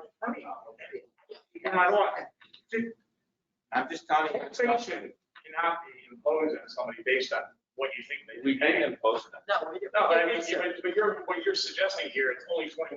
That's, you can't impose taxation on any human being in the United States of America, and I don't think any other country in the world, based on how much you think they can pay. I mean, that's not. If I raise the prices in the marina, to Marco Island and Naples Grand, you'll see a mass exodus out of this marina. If those rates go up, the equally as you guys are doing, by my company paper slip, every boat in that marina will leave.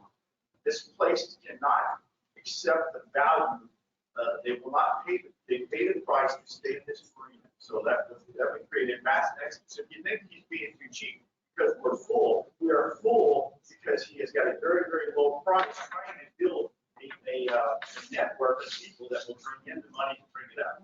But I'm telling you right now, if I went out here tomorrow and said, hey, we're going to charge the same prices that we're charging Marco Island, we're too far out here. There's not enough people out here to sustain.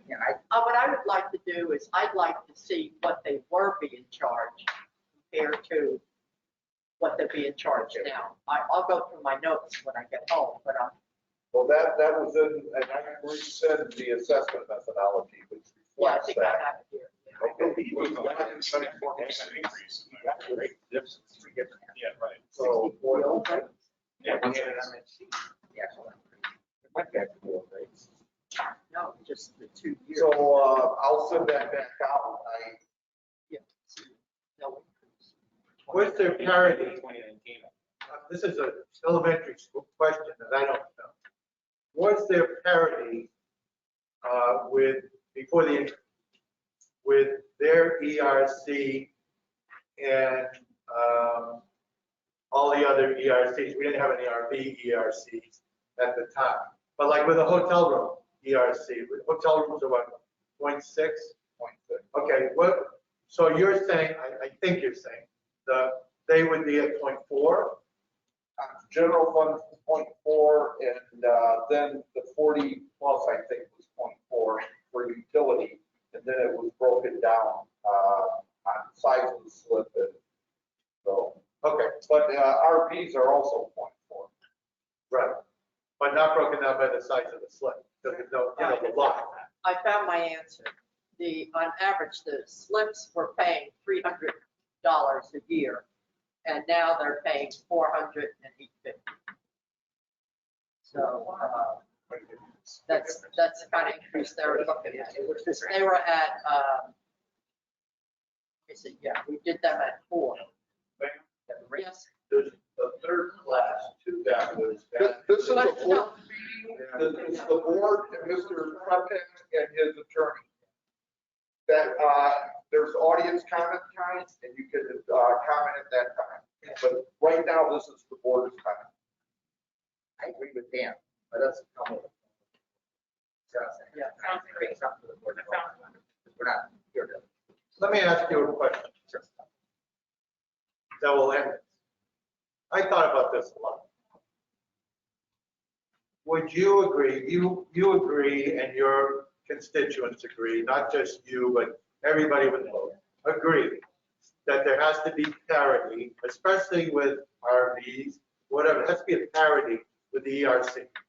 You agree to that? Yeah. You agree that people who own condos and houses got hit with 40% increases over the past 5 years, okay? We did. Now, that being said, I understand your end of it is like you got hit by a nuke. I get that too, and you're trying to get a business up off the ground. And I understand the marketability. This ain't Miami. I'm with you. Having said that, would you consider, would you agree to a graduated increase over time that we agree on over the next 2 years? I'm not opposed to an increase. I know. We just want to participate in the process because the methodology got changed. You can't make a deal with Mr. Prepin. I'm not just asking questions. I'm not in no position to make a deal. Just, okay, general conversation. Yeah, would you agree to a graduated increase over the next 2 years to get us up to speed and give you time to get up to speed? So I'm okay with some level of increase. I just want to understand the fundamental methodology. Okay, because the methodology changed, which raised taxes from 64% to 176%. There it is. Overnight, just like that. Okay, yeah, like we got new. Yeah. Yeah. No extra revenue, no representation, a monstrous tax increase. And not just you. So when can we discuss these numbers, with the board? Yeah, that's what I'm saying. I would like to start with Dave. Okay, I'll set up a meeting with him in short order, get something formalized through our attorney, to your attorney, as a proposed resolution. That's where I think we should go with it, because we can't solve anything here. Right. But I think it was important, I think, that you've heard from the other voices beyond just myself. It's not back against the board. There's dozens of other people that negatively affected too, and they want to express their opinion. But at the time this happened, we did have a board member that owned a slip. We now also have a board member. Well, we that did at owns a the time. slip. There was another sense of frustration because prior to that budget meeting, absolutely zero communicated to any of the people at the association. Yeah. I think, Scott, I think you're making a mistake. I wanted to tell you this, you're making the mistake. I listened to what you said. You're making a mistake because that's your thought process, and I get it, and it's not wrong. I wouldn't start with Dave. I agree with her, and I've been saying, well, I'd like you to, let's discuss it with the board. You're looking for the technical answer. All he can tell you, his hands are tied to the ERC. I'm not asking him to make a decision. Talk to a lawyer to be able, we can do Maybe it's a mediation type scenario. But we'd like to talk, with you. I'll the talk board. to a lawyer and see what we can do. Especially you have three members that weren't there when this Right. decision was made. We need to be brought up to speed. Yeah. We could perhaps do we're already in a lawsuit, so we could probably do mediation that would be for, and everybody then feels like they're. Yes. It just needs to go away. It needs to go away. And everybody's got to win a little. That's correct. I have a second question. Yes, sir. For you relating to this. When was that last additional assessment added? Property? What was it, 400? I think 2015 15 was the one. There were two. properties. And then there, we redid the assessment methodology for the 2019 budget. Yeah. No, I'm talking about when we added that, to pay for that bond. We added $400, $500 to everybody. Oh, that was 6 years ago, 7 years. Yeah, but What was it? it was 11 years ago that you took out the loan, but there was never an increase in assessment. Yeah, about 27. Because you had enough money in your operating budget to be able to retire that debt. Right, so, but then we did have, because I know mine went from like 1,700 to 2,100 or something. Yeah, and that was in 16. But those were separate from the assessment. These are other No, assessments. no, it was an assessment. Right, So it wasn't separate. but it wasn't because of the water plant. Ray, it doesn't matter right now. His point is What, assessments went up at that point in time. we just banked everybody with that amount. Okay, so we paid a percentage, like a home paid 400. Yeah. A condo paid, point eight of that. And the boats paid, Whatever it went up, you take the rate, just the the rate. EMC, and then you multiply it by the factor that they've been assigned. So if it's $1,000, one ERC, a homeowner would pay $1,000, and a condo would pay $800. But that applied to that increase, that big $400 assessment. Right. And then in 18, 19, you redid the assessment methodology for the. So back when they paid, like I paid 400, they paid So they 48, actually something have like had, $48. Yeah, so Yeah. 40. have they actually year. had two increases? Where we've had one? They've had two increases. So, I would like to see the numbers. We're spinning our wheels. Let's wait for the, let's wait for the. Let's just do something called. I think it'd be fine. Whatever you guys do, you have to change and go through all the legal process of altering that assessment methodology. So, okay.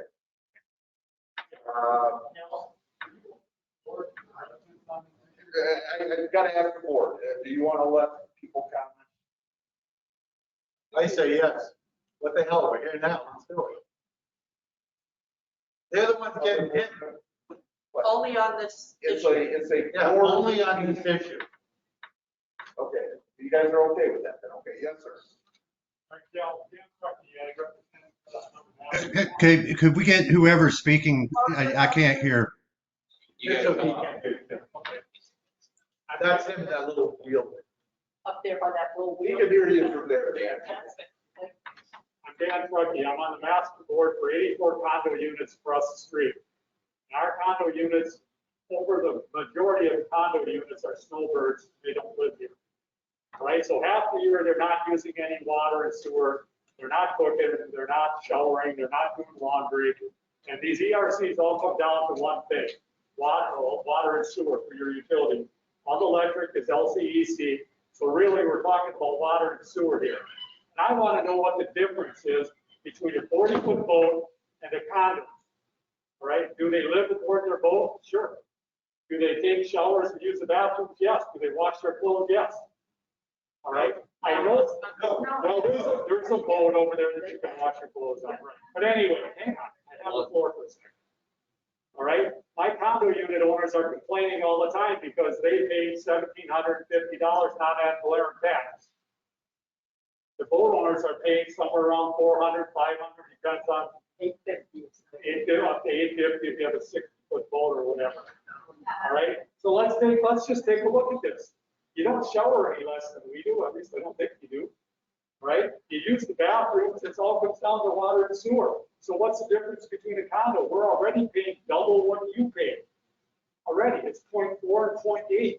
Our condo users pay 0.8. They're complaining. So today we listen to your complaints, and I get it. Nobody likes to pay the bills, but somebody's got to fund the CID. And why should we have to subsidize the boat owners? All right, so taking the average from other cities and comparing it so that we're comparable is probably a very fair thing to do. I support the board on that. I'm sorry, guys, I know you have votes, but a lot of you are liveaboard. So it all comes down to paying the bills for the CID. Thank you. Okay, you said you're gonna open this up. Yes, ma'am. My name is Dwin Donna, and I live at 333 Sunrise K. I do not own a slip.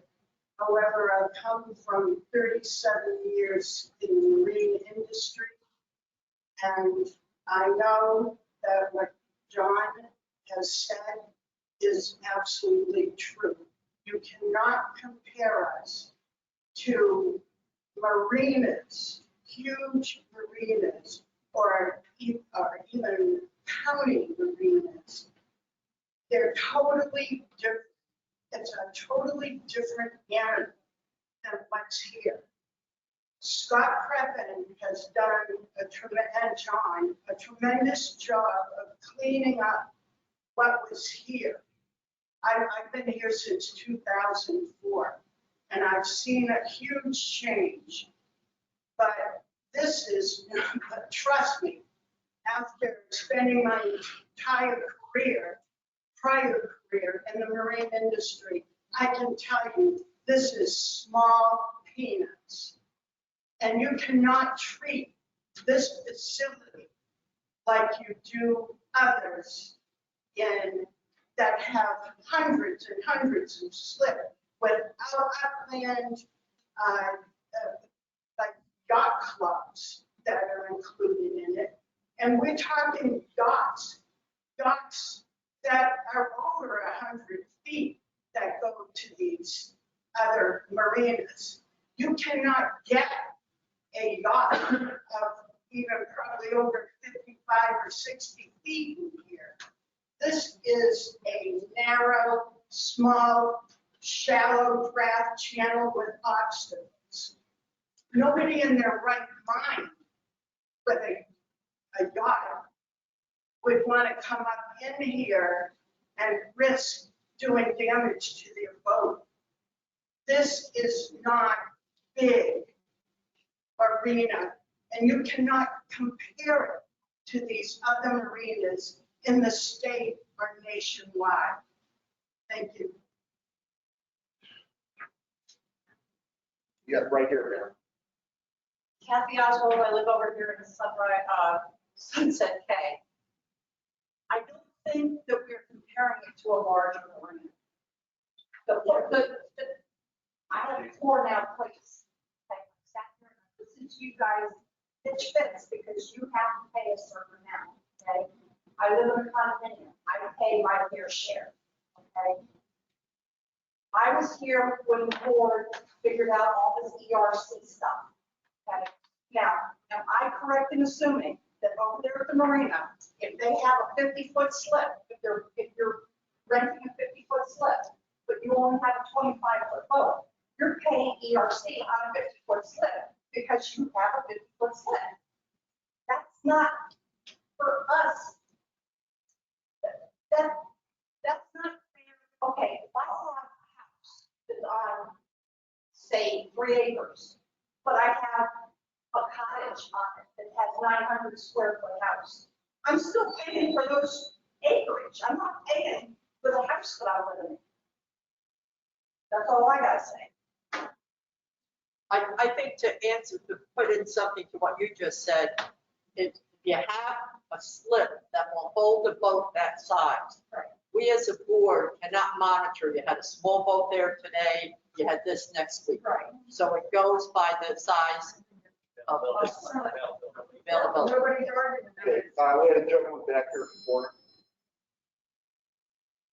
I'd like to address the fact stated that we don't pay our fair share. Snowbirds, condos, pay for the season. I take exception to that because snowbirds and condos, and I want it to seem like it's them against us. That's what it seems to get. However, from our perspective, we have a 12-gallon at most hot water tank, whereas the average home has a 20 to 50 gallon hot water tank. We have 30 amp electric service, whereas the average home has a 100 amp electric service. We do not have dishwashers. We do not have washing machines. When we take a shower, somebody said, you have to turn your water on, soap yourself, turn your water on, soap yourself up, turn your water on, rinse yourself off, turn your water, that's how we take a shower. We can't take a 20-minute shower.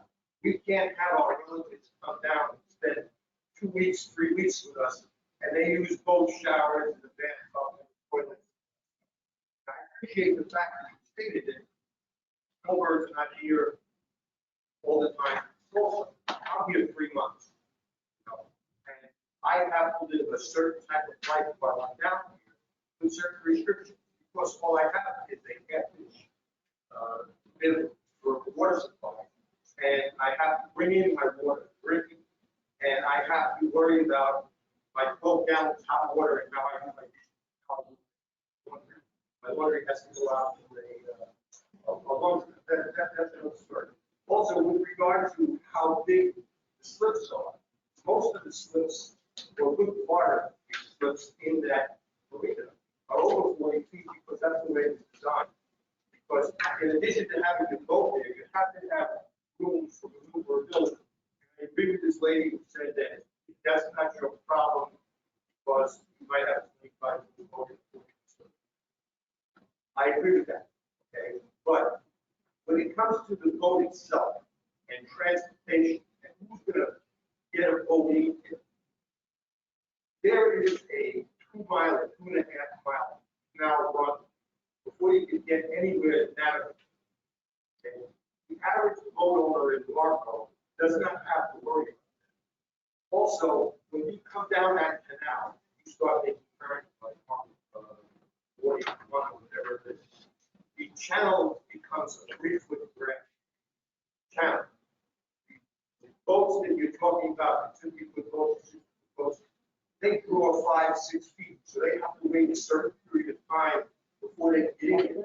And certain parts of the month, they can't even get in on a high tide. Okay, so you cannot compare Port of the Islands Marina, Marco Island.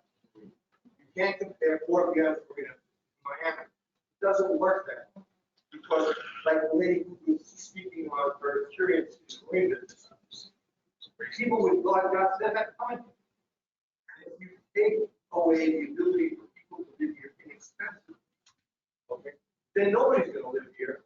Nobody's going to have their boats here. The marine's going to close, and you're going to have even more of a problem. Thank you. Yes, sir. Sorry, guys, I wanted everybody to understand, as being a doctor, the marina is not helpful, okay? It is not, you can talk to the commercial side. You see the vanity tours, the boat rental tours, the restaurant, we struggle as a business. We're struggling before COVID. I'm telling you, a lot of these guys are wealthy people that are investing money that are losing 16,000 or more a month trying to, because they believe in this brand. So I just don't want to make sure the board understands that this is not something where they're just making loopholes of money and everybody's happy. I struggle to help anything I can do to anyone that works in that brand to be successful. And that's why I just want to make sure you understand. It's not a great success here. We got a lot of people trying to invest in here, and it is not a money-making situation yet. They all hope one day that this will pay off. Okay, we are moving on. I just have one comment, if I can, all right? And both the last gentleman and this lady here both made the point that the marina is different than any other marina. Okay, because of the access and whatnot. And this is just my view of it, but that makes that more a marina of live ports because they aren't going now. So they're coming here to live.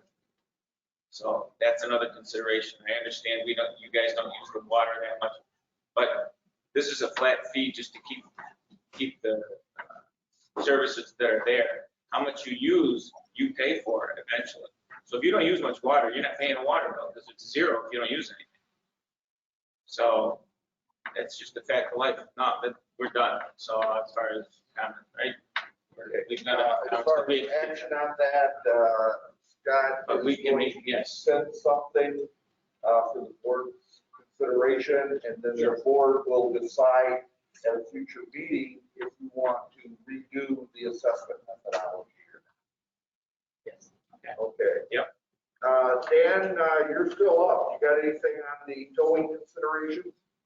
Okay, there's actually two statutes that govern on this, and the statute that deals with illegally parked vehicles on private property provides that if there is proper notice that the vehicle can be towed, there are restrictions, there is very strict language that has to be included on the notice, including the identity of who would be doing the towing and where they're located and their phone number, and they can't be no more than so many miles from the property on which the parking prohibitions are imposed.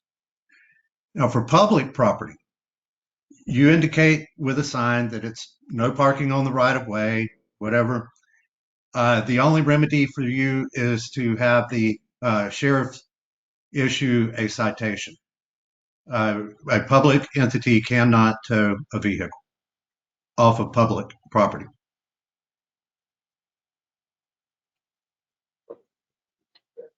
Any questions? Any actions requested? Are there signs there? Public signs? No, not that well, there are some. It's been posted, for medians, where they're damaging the medians, but, it's not on the public right of way. So we have to have a sign on the public right away to have the sheriff issue a citation. Yes. Yes, Now, you can post, if you're coming into the community, parking restrictions such as no parking on the street from 2 o'clock to 6 o'clock, or your vehicle will be towed. But you gotta have an agreement, and there's several steps that Dan could put together for you. But I see that in other communities. It's been a big problem. I mean, this is, I really don't see it, but Over by the hotel where they have the boats come in, by trailer. Yeah. A lot of, yeah, they're you're saying that they park on the median? oh yeah. I've never seen it. Yeah. But there are signs there that say no parking. Whatever the correct sign. That's right. Are they the right signs? That's correct. Because they'll meet you in court. Yeah. They gotta be with your check. All right. Dan, Chris will send you a picture of the sign that is currently there. I think it's a regular, now I don't know if the board has to adopt a traffic control order, but can you tell us if you look at the sign, if it's legal or not, or? Sure. Research on that too. Absolutely. Okay. And then Chris Dudak, you can send a, I think Chris Pepin has sent a picture of the sign and send it to him, make sure that it's legal. Okay, are we ready to move on? That takes us to the parcel 13, North Hotel. The North Hotel, as you see, I saw today, they pulled over, still knocking down buildings, and you have a copy. I sent everyone a copy of the communication we've received since the public meeting we had on the 10th. So you've received all of that. You have a copy of the revised LOI that Stephen put together. And what do you want to do? I want to make a statement. First off, I don't know if everybody was reading the notes that were going out, and I had put one out there. And then I did this one from Dan, and I don't remember seeing this one. Just came in today. Is that why I didn't see it? Explains that. But I was ignorant of the fact that all this costs, if we change what we're doing now. It said residential RT, residential tourism. But you listed in that original prep that there could be 16 units per acre residential. So I didn't know all this would be involved. Dan, you'll have. Actually, the tourist, it is resort tourist is the designation. Oh, it's and not it allows, okay. It allows for up to 100 foot of height in multifamily structures that have the amenities typically associated with a resort and up to 16 units per acre. Okay, so residential, that's why we cover all this. Okay, all right. And I don't know, I don't think we should be in building services, planning and stuff. Because spending $300,000 to $500,000 is a risk that I'm not going to take to increase the value of the property by maybe more money after I got to pay for that. So what I had written is kind of by the wayside. But one thing that he did say was to get an appraisal, and I agree. I think after reading all the other things. We had gotten a rough appraisal from the real estate before. But it's not an official appraisal. And I think now our property is worth more because of them building out here. And I think we need, what's it called when it's a business? Not a commercial thing, a commercial appraisal. Because there are no lots left. Well, and they were 20,000 a year ago. The non-waterfront properties are selling for 65 now. They're 3 times what they were.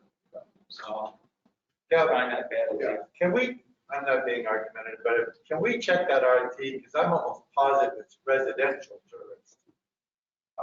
That's not what came resort. out of the county. We put it in the, in fact, I sent you last night in 2018, we solicited for proposals. And it's been open. We've had it on the website for 3 years. Yeah, but people don't go to the website. It's, I think it just needs to be. I mean, we send it to them if they ask us. I sent it to Scott Lutton. I sent it to Scott 8 months ago. Is the RFP, I don't know the answer, on the new website since the ADA website, is the RFP request page still there? Yes, it's under information and I got the link. Because I know it always was like right in your face on the front page for a long time. It's on as a link where you can get to it. See, but in the last year, I mean, it's changed. I mean, COVID changed everything. And everything you listen to on the radio or TV or anything, go to Florida, go to Florida, go to Florida. The schools are open. I mean, I get people calling me about rental properties. And I don't know where they're getting the information to call me, but and they're all leaving because they want their kids in school and stuff like that. So this whole corridor's changed in the last year. And but I don't think we marketed it at all in the last year, right? No. Nothing. We haven't notified anybody. So The what board had asked to delay until we got a decision on the water. and then the appraisal, does that bring attention to the property? You know what I mean? And we have something concrete that we can. What happens if the appraisal comes in lower than what you've got now? And we win. If it's lower. Then we win. It's lower than development. I mean, it's a cheap date.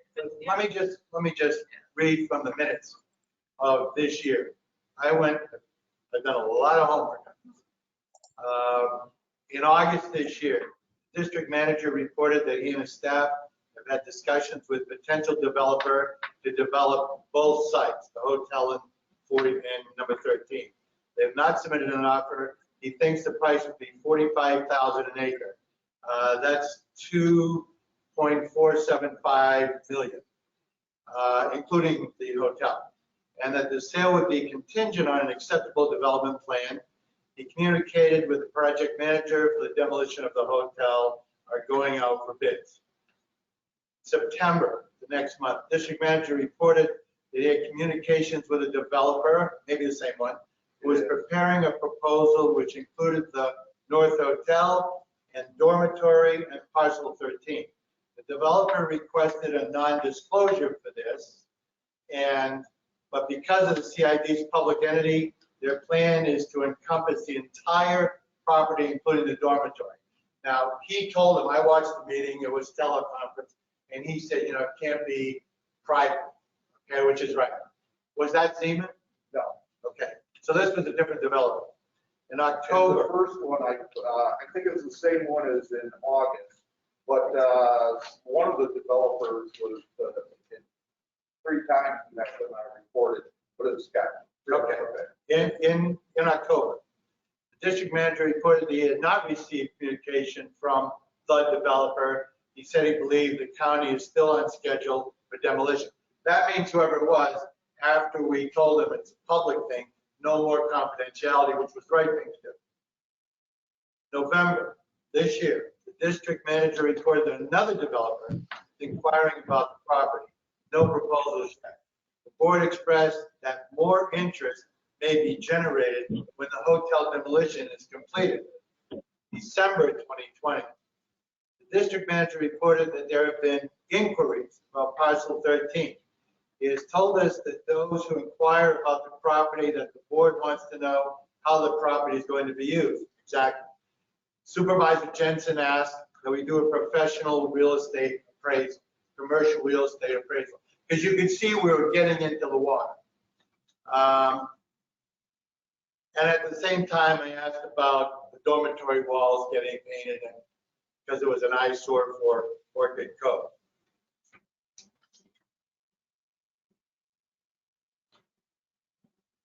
That's it. So my point to you is, since we're talking about this damn thing, one of the things that I want to tell you is a lot of people think we're rushing to it. And you know what? I think they're right. And we're rushing to it because ZMAC gave us a January 6th deadline. Then they extended it to January 26th. Now they've extended it to February 26th. At our request. Now, everything they've done is above board. Are they the enemy? Hell no. Are they bad people? No. Are we rushing to judgment? Should we have it appraised? A lot of people seem to feel yes, we should. Can I make a motion that we have it appraised? Can I make a comment, a couple of comments about appraisals? Sure. An appraisal is, absent you giving specific restrictions, the appraiser is going to look at the highest and best use of the property, regardless of where it's located. And with the zoning that is in place, the RT zoning, which by the way is residential tourist, but it's the permissible uses under that are all geared towards the resort type uses. It is residential. Yeah.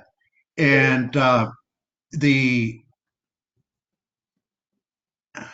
with the density that allows, you're going to get a skewed appraisal. But it's an appraiser. Unless you tell the appraiser that they're not to consider the existing zoning. You can put limitations, but what we're going to call assumptions that you want the appraiser to apply. And you might get a more realistic appraisal. When we had litigation back, the first time was 2000 to 2004 timeframe. We had an appraisal. Ms. Marchand, who was bringing the lawsuit, had an appraisal, and they were a mile apart. You could get 3 appraisals, and you're going to have 3 different numbers. Right. Sam Marchand, used to be our neighbor here, owned the trailer park back there. Right. She got lucky in a super hot market. She sold Bruce Holichek this exact lot for $10 million. So an appraisal is an appraisal. It's a guy. But a lot of people think we should do it. A lot of people think we're rushing to judgment. Wait, let me just, I was here at the time when we purchased the land, and there was a lot of conversation, what do we do? Because we are not in the land business.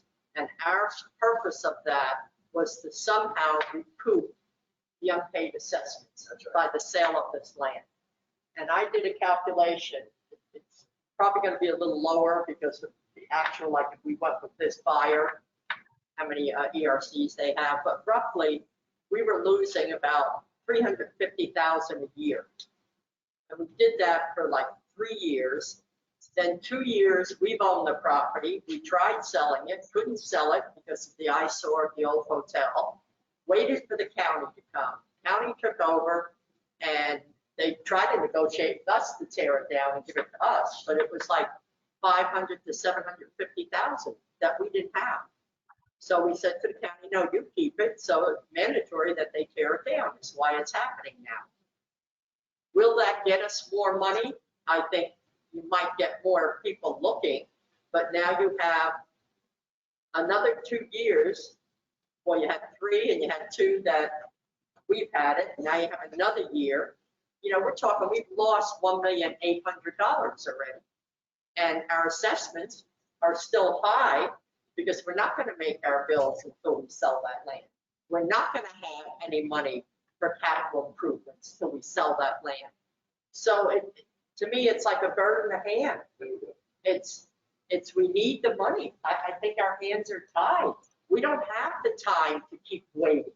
And then next thing you know, if you don't like the appraisal or look at that land across the highway. Has that sold? No. I'm sure they've had an appraisal. And you are out here and you're limited to how many people are willing to come out here. And, and I was gonna say, you know, you've got like the Esplanade land down here, they have 190 acres. They've probably done about a third of that that's coming, which means there's going to be 2 more phases of that coming. Closer in. And that's closer into town. And that went for approximately, I think it was 19 million for 190 acres, so it's about 100,000 an acre. There's 3 lots that were just sold up on 951 for $135,000 an acre. And I agree with Terry, but we have waited an awful long time and we've lost a lot of money. You got a bird in the hand. Do you want to take a chance on a bird in the bush and wait a couple more years in which you're losing more money? And again, you have 2 problems down here that Siemens willing to look at, which is the gun club and our waste treatment plant. They know about them and are fine with that, and they're going to do something to take care of that. So yeah, it's like if you sell your house, it's the first buyer who wants 1,000 off. Is that the one you go with? It could be the best one you had. It's just a decision you have to make. I spoke with 2 well-known developers here in town, and they both said our assessments are too high. There's no way they're going to get a good return on their money. It's almost what the marina is saying. The assessments are killing us. I have something to add. And the reason this is such a great board is we don't always agree. And we kind of do agree on this. We have bills to pay, but we have to think about the quality of life as well. And anything that goes back there is going to drastically change the quality of life. It's going to be more cars, more people. Am I saying no? I'm not saying no. I want you to think about it. To be a little bit argumentative, I do real estate on a much smaller scale. We didn't try to sell it at all. There were no signs. It was never advertised. And we never gave it to a commercial broker that gets paid a commission to sell it. We didn't try to sell it. Having said that, do I agree that we have a bird in the hand? I think we have an eagle in the hand, okay? I think $2 million, you may remember, I asked, you know, is that an offer or is that the number that we threw at it? And they said, no, that's the offer. It's interesting to me that a lot of folks from the other side of the road are so interested in this, and thank God you are. People on this side have to look at it, whatever it is. They have concerns about that that we'll get into later on if that comes to pass. I have one question, because you were involved in it and Russell was involved in it. I don't have the letter with me, but in the Zeman letter, and by the way, Zeman's been very good. They've been really good about making the changes to the LOI. Everything I asked for, they changed. And so that says something about them.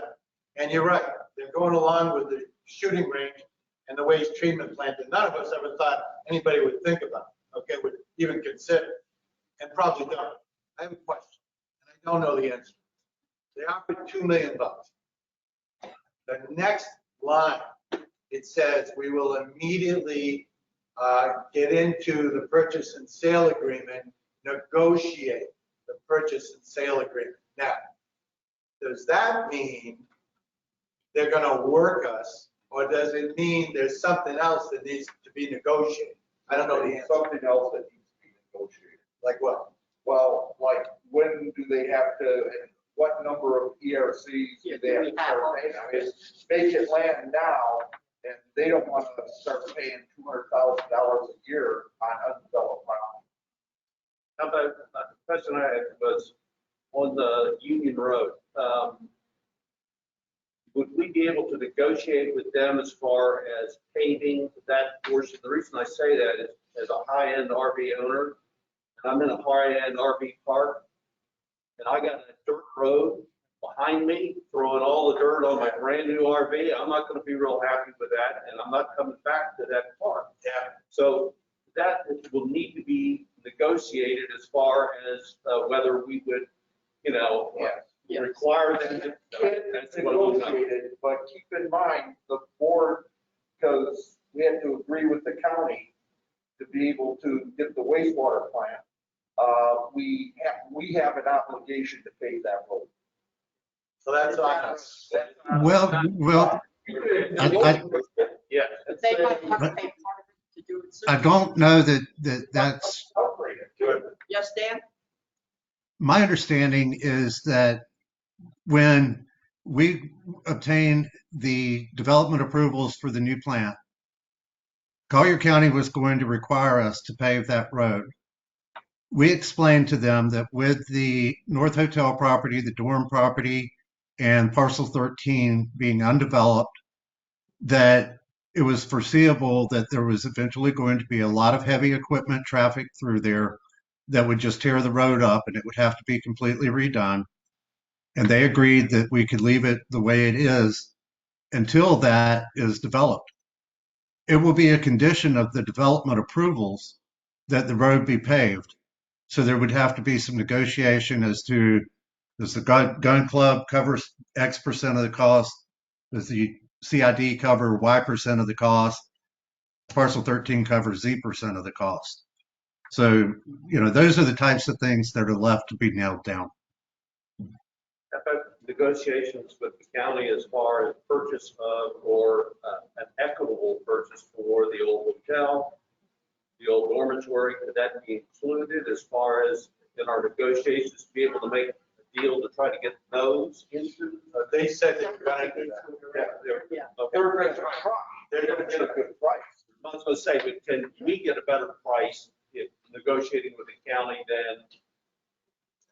No, the county's not sure what they want to do with it. Yeah, possibly. Yeah. My experience is the county is going to look to recover the costs that they've incurred curing the code violations. I agree. Right now it's 400 grand all over again, Which is a pretty good price. yeah, for 6 acres. Nobody And else. did anybody notice, someone sent me a copy of a notice on the dorm to clean it up. Oh, we get pounded. We've turned them into. Yeah, well, code enforcement has posted, I know they've notified the owner. Just so you know, I talked to code enforcement this week, and they didn't have a file number on it at all. And I asked for a file number, which I forgot to bring with me. I'll get it to you. And they opened a case on it, which wasn't open. However, they told me something I didn't know. The inspector told me that they have had ongoing fines themselves on that for over 2 years. And they're considering foreclosing on it themselves, which I didn't know. I didn't know that either. On the door. Because I said, Your taxes. yeah, because I said, what is this? Now that the hotel's down, people in here looking at houses that are on the coast say, what the hell is that? So that's why I got on. I have one question, and I know you know the answer, but just give us some. Let's say we did the RV park. What do you think the impact is for the CID financially?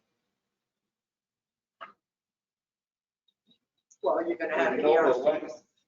There would be the exposure probably to the roadway, upgrade Union Road itself. Of course, they'll be expected to participate in that cost along with, like, Dave was saying, the gun club and so forth. So it'd be a sharing cost. Some of the roadway itself, the developer may look at upgrading and be used for everybody. And at some point, they'll go into their RV park and, yes.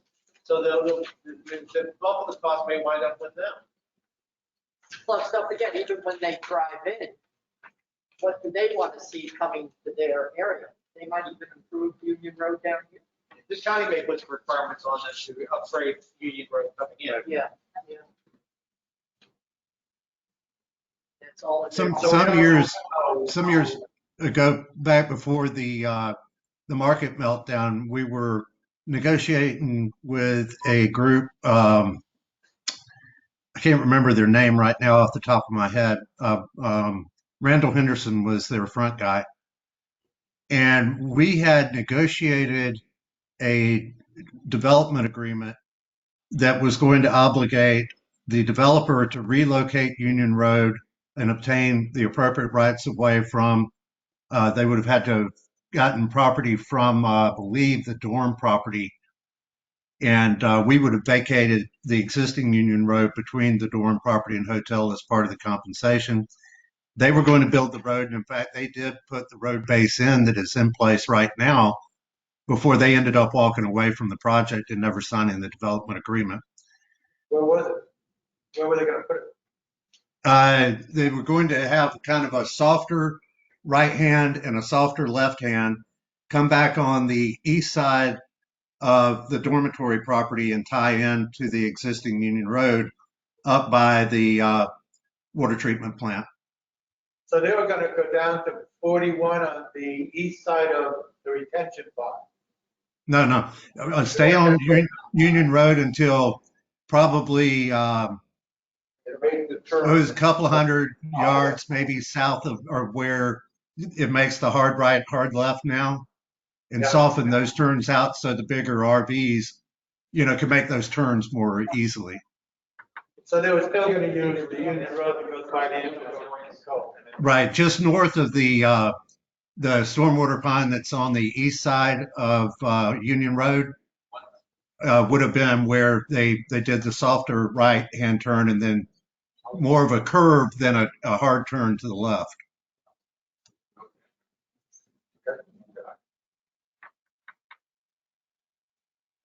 So what do you do now? So, well, you have a choice of signing or sending it back with additional restrictions.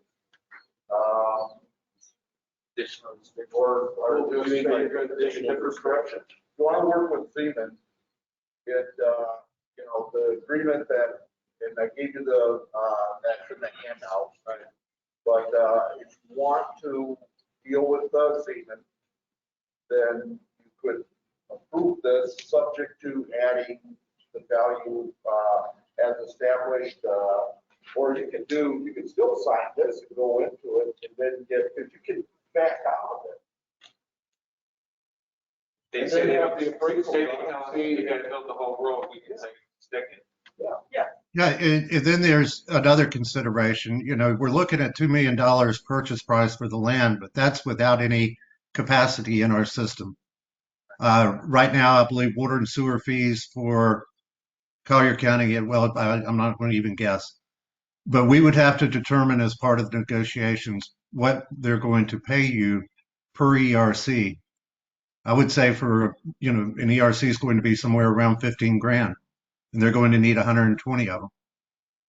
So, you're not just getting the land price, you're also going to have to sell them capacity in your systems.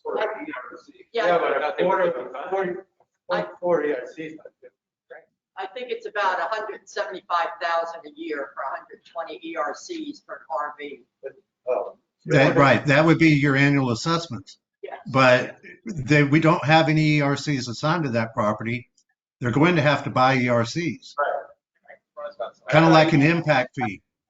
And so, It's up from 5,500 to 15,000. It's less. How much is one ERC if they buy it? If they need 120, do they have to buy the ERC first? Well, that would be part of the You're negotiation. saying 15,000, Well, 15,000? which is over and above the annual. I mean, Right, that's, yeah, that's no, part it's- of, that's part of the negotiation. Well, how much is an ERC worth? 4.4. Well, Yeah. No, that's what you're paying if you have to. Schuchart didn't pay for all of them, but yeah, he just absorbed them. Right. And, from people and paid, what it was. But that changes everything. If you get $15,000 more per ERC, that's like adding the price to, right, 120. Yeah. That's a $1.8 million. Yeah. It can't be that high. How much is one ERC? Well, it's 36,000. There is no price. Yeah. We have to negotiate. So that's, so, all right. The number I threw out is the development annual. price too, look at what it is worth. Right. Yeah. I could have sworn it was 5,500. That's what has been discussed. That's a number. I mean, there's been all types of numbers. We haven't had the opportunity to be able to sell them. So nobody wants them. Yeah. They want to get rid of them. Yeah. Ron Benson's on the line. He has a question. Ron? His retirement. y'all, the water and sewer impact fees for an RV in Collier County is roughly $7,000 per RV. That's on us. No. No, that's the buy. That's But since they're not buying water and sewer from Collier County, they're going to be buying it from us. We can look at that number as a basis for it. 120 times 7 is 940,000. On us. No, they. They pay us for it. 840,000. One shot deal. I have to know which one to have him look in and put his name in. All I see are columns. Okay. And then, Everyone else puts their name in. I don't know why not. So, yes, the impact fee or purchase of the ERC, that's some income you would derive. Both of them. Well, Plus the monthly fee. Plus Yeah. The usage, plus the yearly CID. really, you don't have anything in place for an impact fee. I mean, you could. That's why I'm asking, yeah. What we have is our deferred ERCs that we have a number that is calculated by all the assessments that have been levied against an ERC for a year that have been uncollected because we've been holding them. Obviously, that's gotten out of hand. We probably need to go back and look at that and come up with a realistic number. Usually what you're looking at for impact fees or ERCs is what the cost is for that particular service to be provided. Absolutely. That's something that brings up the sale price. So if we come up with an actual cost to us to hook up the RV park, which is our impact exposure, they pay or they don't, the impact fee to cover that cost. Is that Correct. Correct. Yes, there's a connection fee. Right. Based on the size of the pipe that they're coming in. They'll probably do all the individual connections. Yeah. But that pipe that comes in is probably gonna be well in excess of $10,000. So Right. what I'm saying is, But I don't want to need a $5 million gift box. No, the only. no, it's not the cost to connect them. It's the cost of that facility. Like we have a $5 million water treatment plant. We have a $3 million sewage treatment plant. We serve 1,035 ERCs. You take the 8 million divided by 1,035. That's what the impact fee would cover for each of, for those facilities per ERC. So you would have 120 times that, whatever the number is, 8 million divided by 1,000, 800,000 times 120. You've got to figure those numbers. They're buying the capacity in your plant. That's part of the negotiations. I have nothing Correct. for that now. And that's part of the negotiations. There would be income coming in, impact fees, connection fees, ERC purchases, however you want to classify those. And this is That over and is above the income that 200. you would get on your sale or price. That's why I think it's a good deal. Now, those impact fees would have to go into maintaining those plants, Right. which is fine. You've got deferred maintenance stuff out there.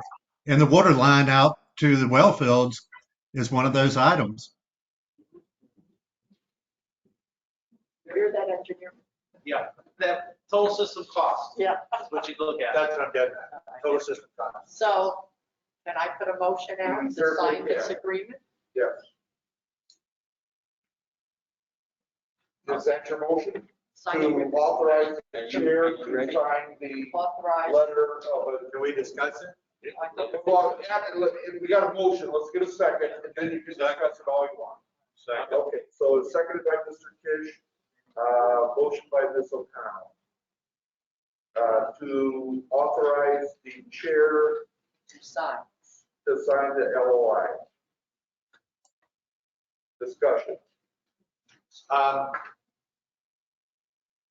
I'm not against it, but I'd like a couple of things answered before we sign it. And one of them is purely technical, and I would just like to know an exact answer because neighbors ask me this. At Orchid Cove, on the north corner, it's wide open to all of lot 49, lot 13. How can they block that off so those neighbors aren't looking at RVs and trailers out there? We should negotiate that. What's the negotiation? At meetings, Richard calls, they said they're gonna buffer the landscape. Yeah. But we can require that in the purchase. Collier County's land development code has strict buffer requirements for incompatible uses. These would be considered incompatible uses. So they would have to have a fully opaque, you can't see through it, screening of a certain size between the Orchid Cove property and their development per the land development code. They should have a gun. Yeah. That would be an advantage. Anything else? Okay, no, that's okay. Okay. Any other What are discussion? that you can get out of the letter of intent? Like, is there qualifications? Restrictions on it, or are we open? You don't really have to. Yeah. Gotcha. Whoever's getting the call, Thank please you. be on Clear their garbage. That's him, your road, I think. Everyone's muted, but, oh, it was Dan, yeah. The yellow eye is just a letter of intent, and then we go into negotiations or not. It's the beginning of the process. Because even the buyer has to do a lot of negotiating. And there's a chance. Like the old hotel, like the dorm. Yeah. So I think he's already So both started sides. on that. It may turn out that he is. Right, Back out of it. yeah, he might turn Right, around. if he backs out, you keep the 50,000 deposit. If we back out, he gets it. This I didn't is even know. this is really, for everybody that's ever done this, a thankless job. And right this minute, it's like Russell said, walking in, how do we possibly walk out of here and win? And we just have to do the right thing for everybody. And we've asked all of you what your input is. And right now at this point, this is the right thing. I mean, if they stick to their word, they have so far, it's $2 million. and plus, plus, plus, plus. The land is sold. We need money. They seem to be good operators. So I think that's how we have to look at it. Let me just say too, a lot of the other comments from utility plant over to the county, there's a lot of other issues that got commingled. And if we will look into that, but it has to go on the agenda to cover that board. It can't just all be in one pot. Because there's, it's gonna boil over. I did manage, if anyone knows Gateway, Lee County, they sold their wastewater plant. Yeah. And it went from 3/4 MGD to almost a 15 MGD plant. And they were taking sewer from everywhere. They had to live with the smell and That's the why residents there were really sorry. Yeah. None of that would happen here. This is all sitting by itself. Everglades City wouldn't happen here? No. Oh, yeah. You never know. They already wanted it. There was a proposal 3 years or so ago to bring all the wastewater from Everglades City and Goodland into that plant. I was involved in it, but that doesn't mean that's gonna happen. Did the That county doesn't own it? mean, there's no guarantee that's gonna happen. By the same token, you got 200,000 people paying the bill instead of 1,000. I think Now, we let's should not listen to that. discuss it. I said Okay. All right, any other discussion on the LOI? Okay, all in favor? Aye. Any opposed? Okay, so that's all in favor. Michelle, you had asked about an appraisal. If you want to get one separate of that for just an FYI, we can do that. We can still do. Let me just say this though, I like that idea, but if it's gonna be a public record, It'll become isn't a it? public record, yes. If it's lower, do I want this buyer to know that? Yeah. Or do we want to do it after negotiations? But after negotiations, Well, it Matt, doesn't matter. Well, the negotiations fall through. I don't, the thing I'm saying Who's is, the buyer?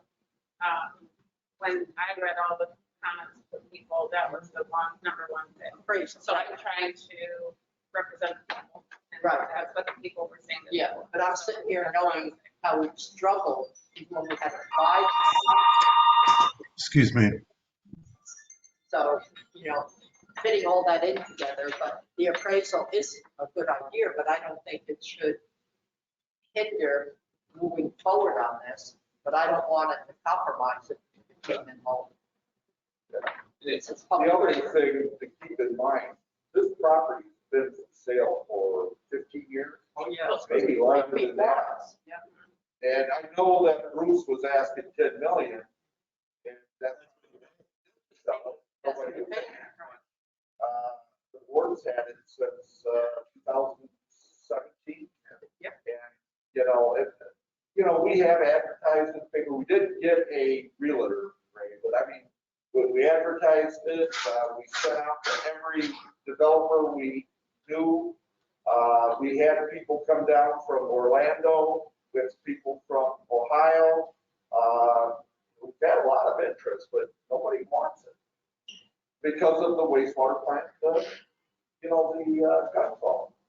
And the North Hotel was a big factor also, but that was gone. I don't think the gun will go away anyway, because in No. that report, it's conservation. right, So you're never gonna get the county to change that. it's low land. Yeah, it's everything. All right. Is there any interest in an appraisal, or do you just want to see if that comes up during the negotiations with the purchase agreement? Let's wait on it till Yeah, we. but keep it, Wait. keep it on board. Let's see if they work us on the price. If they do, they'll. Yeah, that's right. Okay. Right. Why don't we get some prices for, bulk lands appraisal? Because that may influence your decision also. It's not like when you get your house appraised, $400. It could be $15,000, $20,000 just to get an appraisal. I know a couple commercial realtors that can get that bid out. Okay, I'll get the prices, just send it out. Next item under new business is the assessment rate reduction discussion. If you want to wait till you get the CPI the CIP. Yeah. Absolutely. For sure. But, you know, like I say, I looked at, you guys can clearly cut some assessments and still have sufficient funds to be able to Yeah, address long-term. just let me tell the audience that looking at the numbers, and I've been watching them, and it's, the impact has been non-payment of the assessments behind us. And once that starts coming in, or we have a better feel of it, then we have a better balance of what our income is going to be. The debt service will be gone. And the other key to this is the capital improvements. But it's my intent, especially because I pay the highest in the house, it's my intent to get it lower because I think that these high rates are killing us. And yeah, we got a lot of people moving in, but then you're gonna have a lot of people selling too. And I think it could hurt us. Okay, I got a question about this. That's why I asked before who paid what as far as the marina goes, because now the marina is going to get a bigger kickback on the assessment in their higher rate. But sure, I mean, you know, Scott's got 80 lots, spots, so the reduction would be greater for than what they 80. pay, than what they initially. Dollar-wise, but not necessarily furnace wise. Yeah. The reduction would be equal everywhere. There's too many assessments right now. I was gonna say, the other thing is, as they go forward, Zeman, that's not, like next month, we're gonna start bringing in the money because we're 18 months to 3 years, is what they said before they're. Right, except I don't think they're gonna hold on buying PRCs. Oh, no. Yeah. But I'm saying the other portion coming in is not going to be there until at such time as they have made all the final things. Yeah, but I think once they buy the PRC. Yeah, and you'll get the light before they're fully developed. They said 3 years is how long it would take to develop. Yeah, But you're once gonna it get ready. goes up the light, Yeah. I mean, There's a couple of trigger points. You have when they go in for their site development plan approval, they have to have a letter of utility availability. Now, we can say that we've got capacity in our system, but for them to have that guaranteed capacity, they need to pay for it at that point. So, you know, that's a year to 18 months down the line. The other alternative, which I'm sure they'll be pushing and I could understand, is when they actually go and pull their building permit is when they would have to pay for the capacity. So that might be 2.5 years down the line. And once they pay for the capacity, they start paying the annual ERCs. And how far away are we from them paying the 2 million? I forgot. It's on the LOI. It'd be after the. Yeah. Typically, it's when they get their development approvals from the county. So that's approved. And they said that there's no finance. Right. Yes, which is a biggie. In this development of the property, who's involved with that, what we, want to work on. You know what I mean? We want to work on the firm. So you guys will make all those decisions, but the engineer will be involved, like the attorney. County be part of that process too, because they've got to get the development permits from the county. That's where some of the things about buffering and roadways and so forth are going to be coming into the picture. So we'll get county restrictions first. Yeah, we That's can the override first step, yes. Get approval to the county. Part of this will be those negotiations too, that if there's certain things that you all want, that's where it needs to be negotiated in the final sale. Okay. You got a proposal that was passed out today, or actually it was sent yesterday by Chris, and it's for the lights, the panel at Union Road, and they're not operating. We have problems. We got a proposal from XL Electric for $1,500. What lights? It's the electric panel. It controls everything, and Union Road right at the end of there. Yeah. Okay. raised that question. Yeah, I thought you did. So we had an electrician go out there, they looked at it, and addressed those concerns. This is the proposal they gave us. Vote on something for 13. No, that was something different. That was for irrigation. That was for irrigation. The panel itself is extremely rustic, rotted out. Most of the places. Yeah.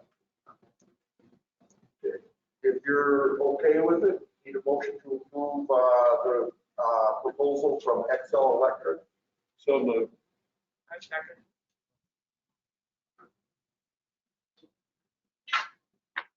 All in favor? Aye.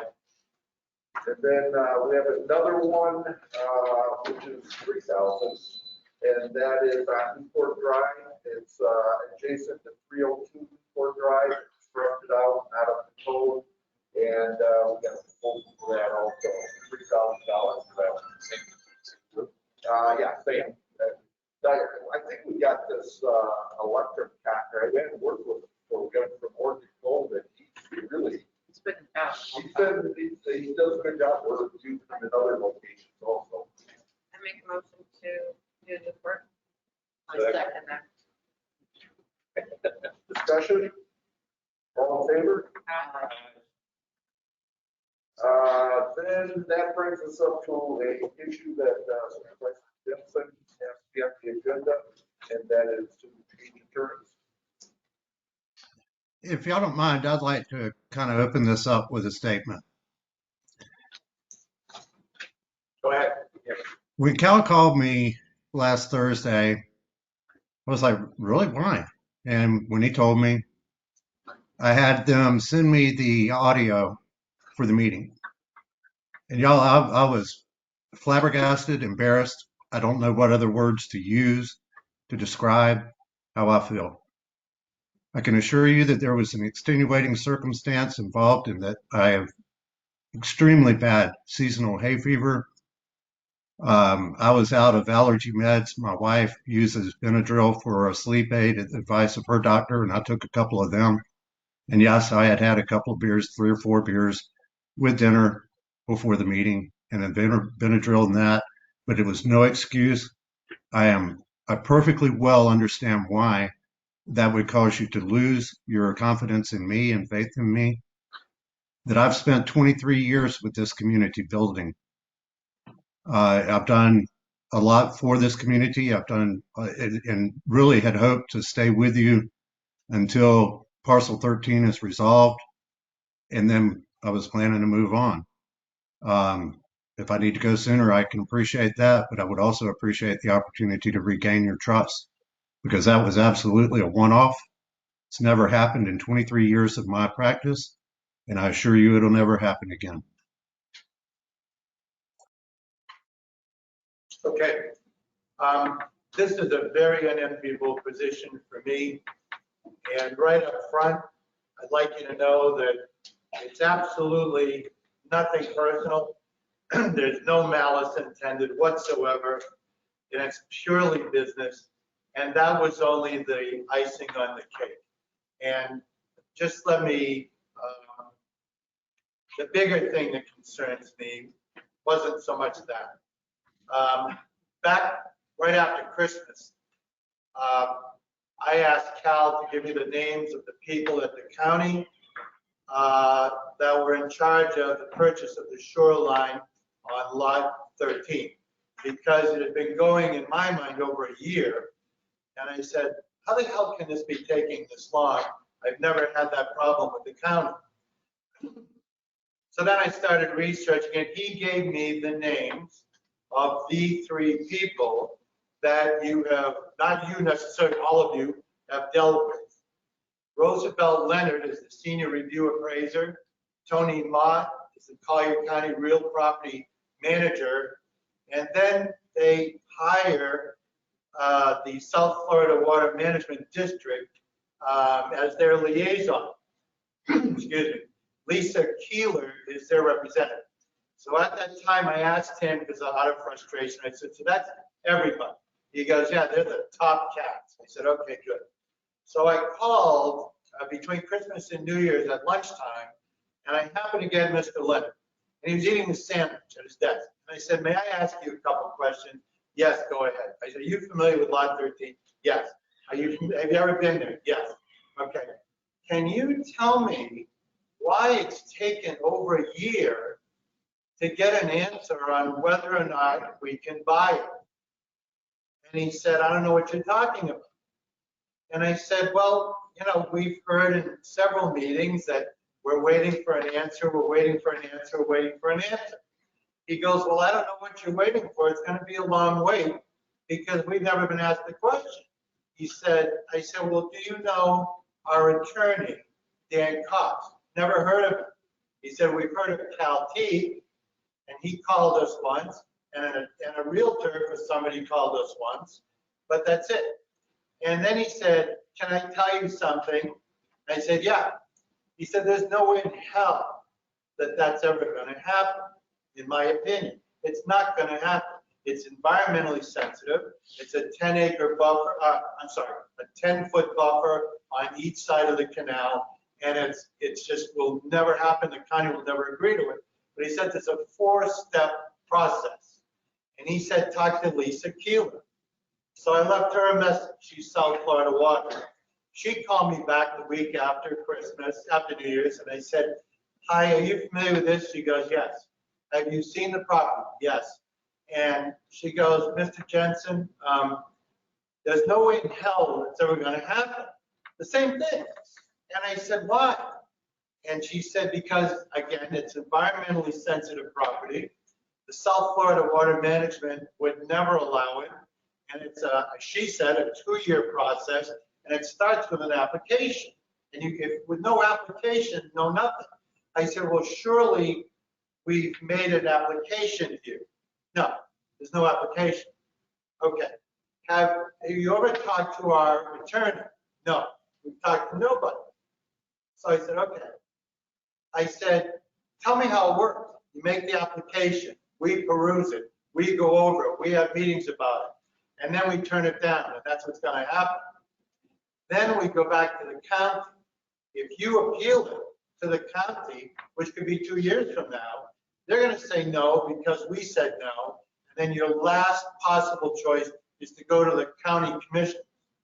They're definitely going to say no, and you need 4 or 5 to vote for it. She said, it's not going to happen. So I said, okay. That took me all of 5 minutes and 2 phone calls. So then I looked back into it. And to my surprise, the shoreline purchase and waiting to hear from the county was in the attorney's report 20 times from, and it's right on the POI website.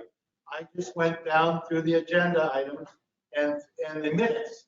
And 20 times, no, we haven't heard back yet. No, we haven't heard back yet. No, we haven't heard back yet. And you're right. One of the problems I have is the previous board was spending $600 a month in legal to hear, no, we haven't heard back yet. This past summer, before the election, the board, not us, got a letter from you, and you raised your rate, $750. That's fine. They voted on it. They passed it. Okay, no problem. Since then, in 2020, it was used 5 times. No, we haven't heard back. We haven't heard back. And there was discussion about 2 meetings with the county and a deal that could be reached if we bought the old dead hotel. For $1, they would give us the waterfront. I asked these 3 people. They said, we know of no such meeting. And I'm told these are the 3. So I said, okay, and we highly doubt that would happen. I said, okay. Then we're paying $7.50 an hour or a meeting for that. The COVID scare, the governor opened things up in October. The October meeting, I believe, was the first one here, or the November meeting, here in public. Everybody's here but our attorney. And that happens a lot, but we're still paying. And one of the problems is you're 4 hours away. I get that. And I think moving into this new thing, I think that's a big problem. If the engineer's here, if we're here, if Soto's here, if Mitch is here, if Cal's here, I think the attorney needs to be here, especially when we're paying that kind of money, not on the phone. Which brings me to PrepMed. I don't know him. I don't know them. I don't want a lawsuit. I get it. They brought it. I get it. But you forgot, according to them, I don't know if this is true, you forgot, and they default. We got a default. They got a default against us. Now, he opened up to us and said, look, I don't want to fight. I'll give you 60 days. He gave us 60 days, and you forgot again, according to him. So nothing's happened. And obviously, it's a tinderbox issue. Obviously, there's a lot of opinions. It needs to go away. So that tells me that was kind of sloppy. And I think there's a problem. I think there's a problem. I mean that very sincerely. I mean no insult. I just don't feel good about it. So then this incident the other night, we had like 100 people in this room, and it was incredibly embarrassing. And no matter what, it was a scheduled appointment. It was a public meeting, and we're paying you $750, and you were schlockers. And everybody's looking at us like, are you kidding me? So no matter what the reason was, if it was Benadryl or Budweiser or what it was, you knew you had the meeting, and you knew we're paying you $750 to sit in your living room with the phone. How hard is that? So I'm not comfortable with it. And I don't know how the rest of the board feels. I wish I wasn't the one saying this. I feel somebody has to. I think we need a local lawyer that specializes. They're out there. We just saw one in our orientation. I don't know him. He was good. There's others that can come to the meetings and be here with us, especially going through the next 2 years. I don't know what the problem is. We weren't always like this, but I think we have ineffective counsel at this point. And again, it's nothing against you. I like you. I joke with you. But as our attorney, I'm petrified to go into this with all the ins and outs, representing my neighbors with what's happened in the past 22 years. So I'd like to make a motion to just terminate legal services with Dan's organization and interview new attorneys or hire a new attorney. I'll second it. Okay, we have a motion that was seconded to terminate the agreement with Mr. Tax. Any discussion? I'm just thinking that'll leave us cold turkey. How long would it take to do an RFP and get? Well, you don't have to do that for a legal service. I think You don't an have to do that for attorney and legal services. manager don't require qualifications. It probably, I don't know, might be able to get someone right away, but the gentleman that Mr. Jensen suggested. He's probably take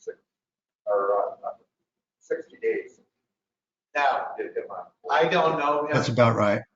He was in the orientation and there were other districts that he represents, 40 people. I don't know. There were a lot of people anyway asking him questions. He was excellent. And he's based in an office, I think, in Naples, as one example. He's a specialist in this stuff. He represents, I believe he said, 20 districts. And the guy was sharp as a razor. And he's in Naples. So to be honest with all of you, I expect to see his ass right there in that chair at every meeting. Forgive me. This telephone thing for me, you know I don't like it. But with this thing we're looking down the barrel of, I won't vote for purchase and sale if I'm not comfortable that we have really good representation. And to your point, I think this is the time to bring someone on at the beginning. So not during. Right. And I appreciate your homework on that. It's nothing personal. I like Dan. Something's going on. It's not because I think that's inexcusable for an attorney. I do, but we all know it and he knows it. This other thing, that's all fact. It's right. I took it right from the minutes of your meetings. Anybody can do it. I spent hours doing it. And you know what? We've been paying for it. Now, They have been paying it. if you were to consider the attorney we met today, would he have a conflict of interest representing FPAC? No, it wasn't this guy. Oh, wasn't that No.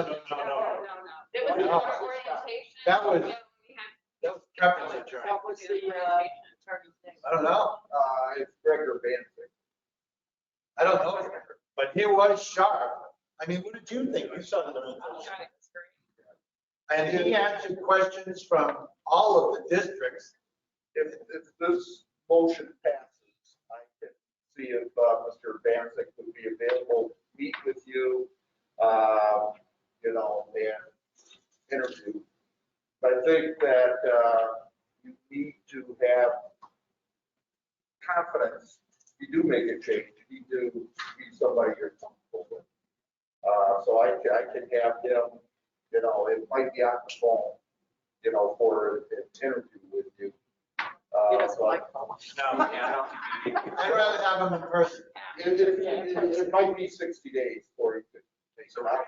we're going to look at representation for 60 days. And there's no way I would leave you exposed for that 60 days. I'll make sure that any actions that are necessary to preserve your status quo until you can bring the attorney on would be taken. And, that's fine. And Ray, I don't take it personal. I understand that, you've been told what you've been told.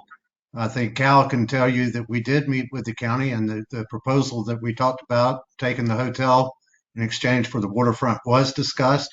They were supposed to run it up the flag pole and see what other people higher up thought. We followed up with them occasionally with phone calls to see how it was going. But that's okay. I don't mind. That part, you really did tell me that, and but that wasn't really the focus. The focus was, it took me 5 minutes to get an answer that we haven't gotten for 20 months. 20 months times $600. In a lot of the minutes, the only thing in the minutes is, we haven't heard anything yet. That's it. Attorney's report, we haven't heard anything yet. 20 times. But, in what I'm hearing, there were 3 people, you spoke with 2 of them, and the one, Tony Mott, you didn't have the chance to speak with her, and that's the one they met. Oh, he was Yeah, there. Roosevelt was there. I can't believe he says he doesn't know me. Roosevelt's the head guy.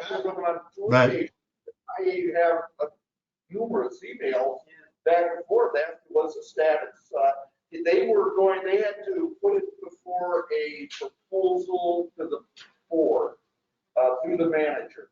And I don't know if the manager squashed it, Well, but we're getting off track. That's just one thing. So let's say it did happen, that's fine, but that's just one thing. What I'm talking about is 20 months when I got an answer in 5 minutes. I'm not a lawyer. I just told him I lived in Orchid Cove because I wanted to know what he had to say. Then I told him I was on the CID board. That's what I'm saying. As long as we're covered until we get everybody. if you want to, if you want to amend your motion, possibly termination effective in 60 days. Or on the acquired, it could be less. Okay. Yeah. Acquired. Okay, so terminate until new council is covered. Which we want to talk to first. Yes. And we don't expect to be charged for last week. No, Oh, absolutely not. you said that. Okay, the motion is to terminate the agreement with Mr. Cox, effective upon new council being hired. Okay, any other discussion? All in favor? Aye. Opposed? Aye. Okay. No, I did hear, Terry. He said Did you? No, I heard. Oh, I said aye. Oh, okay, I'm sorry. Okay. Moving on, supervisors. I would like to request mosquito spray, especially at the marina. I've heard it, and over here in Orchid Cove. This will be the earliest we've ever. Yeah. started, but- It's true, it's just Okay. started. I know they're bad on the 10th when I walk out of my car. Oh my gosh. Yeah. I had one looking at me through the screen. The only thing, like this big. Couple nights ago. I walked the street. Eight. I already. You're doing the count. I already thought, I just didn't know when you guys were going to start. Okay. So Somebody the else board, bring it. there's no objections to starting the mosquito spray. No, I would definitely do it. Okay. We want our snowbirds to come back. Any other board? Now, the only thing I want to bring up about the spray is it's probably going to be 11:30 at night. Is that a problem? No, they're sleeping. No problem? No, Robert used to do it at 5 in the Fine. morning. No, I know, I didn't like it in the morning. No, never bothered me. Is that okay? Okay. Evening's probably better, that's when I've been noticing. Okay. And I do have one. Later. Michelle, did you have anything else? No, that was the only thing. I had. Mr. Jessen? No, Terry? The Pledge of Allegiance. Yes. I would like to see that. I would too. I would too. Yeah. We'll put on the We gotta next. get a flag. No, we got it, right? Oh, we got a flag. So we'll do, the agenda will be called to order, pledge of allegiance, and everything else will follow in the manner that was just amended today. Soto, Mitch, engineer. I think that's better. I got one more thing then. Okay. Is that one? So anything else? No, just one question. The comments about the evening meeting Yeah, that's what are, I don't know if that's a possibility, but are we going to continue the online so that Yes. if you are at work?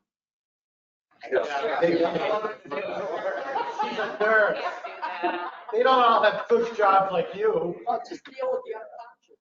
But the hotline will be available in morning or evening, whatever you decide. If you want to go with evening meetings. Yeah, one what is the community input that of the rotates board? it. Yeah. But whatever you do, we have to advertise. Yeah, can I ask you something? Does that work? Does that work for you? And does it work for you and does it work for you? I changed my schedule to second shift so that I would make all these meetings. Yeah. So would evening work better for you? No, No, now it works. yeah, because I eliminated all my day shifts, I'm all second shift. I mean, I only work 3 days a week. Is it possible to YouTube the meeting so that they could view it at a later date? In other words, if it's on the website, you could come back and, at your convenience, take a listen to the meeting? I mean, is it Well, recordable? we have, it is recorded from an audio. Right, And we haven't, I'm not sure how long we retain it. But, you know, definitely for a couple of weeks, we could provide a link to anyone that wants to watch it. You know, they're gonna see what I've got on my screen right now. But the problem is they can't interact. No, that's true. And they're working women. I mean, I think that, you know, I never thought of it. They're both working women. And in two separate fields. No, but you know what I'm saying? I'm just saying they happen to be working women's sexes. They happen to be working women. There's a lot of working people. It's a good point. I mean, it is a good point. I'm a working woman. And That's pushing. by the time I got out here, it would be minimum 6:30 at night. Yeah, I feel like. And the other days, I'm retired and I go to bed earlier than I saw you with it. I mean, we do meeting extensions when it's something very, and we've been doing it in the evening. Yeah. And schedule it. Luckily, I just think what they're saying is we're cutting out everybody who works because they can't be here for the meetings. There's probably a lot of people. The demographic has changed in here. It's not all retirement anymore. Working COVID has changed drastically. There are a lot of working people, and we're cutting them out of the equation. Whatever you guys want, but It's up right to you. now, Whatever you board think. meetings have been set the third Friday of every month at 9 AM. And so it would take a motion by the board to change it, that will advertise it. Like I say, you know, some communities, they'll do every other meeting at night, just so there is some opportunity. I mean, I can schedule around it. It's not, you know, But what are if the I 3 thought days? they know in advance. What are the 3 days that work? God knows. Oh, It varies. What day of the week, if we switch to 6 PM on an evening, what day of the week would work best for everybody? As an example. Any night, as long as I know. Not a Friday night, because I imagine even if you're working, that's your weekend. On Right. Friday night, they won't come either. Right. Yeah. How about a Monday, Tuesday, or Wednesday?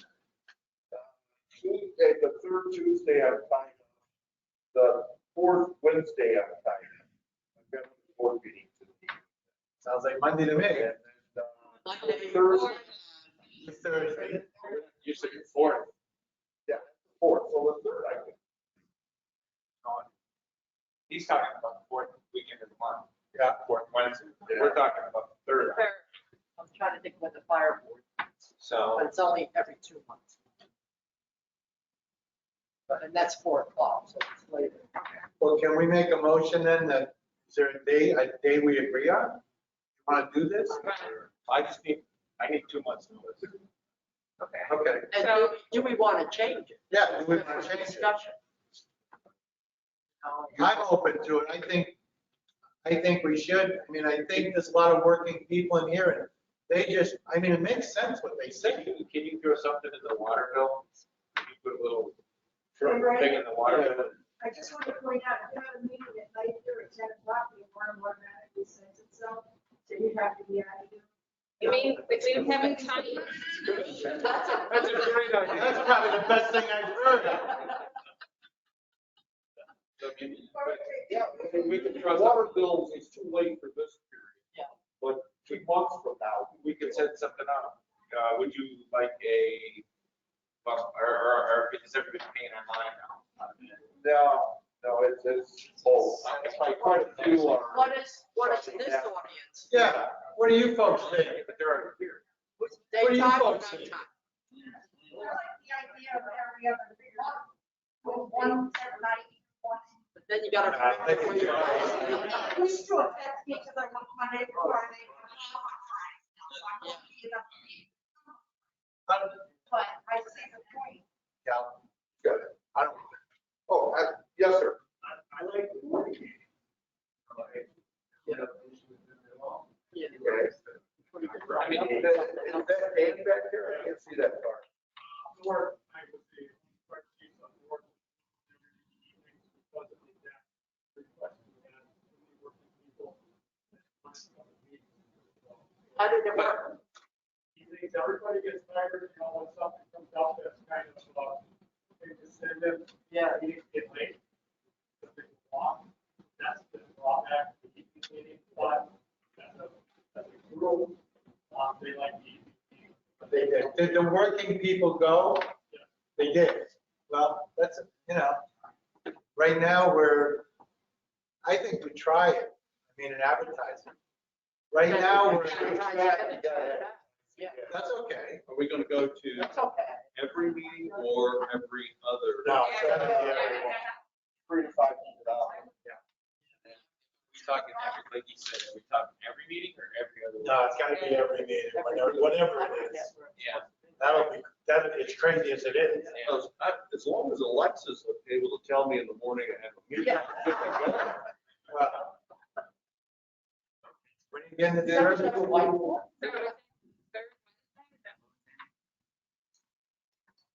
I'm open to any time. You guys tell us what works for you.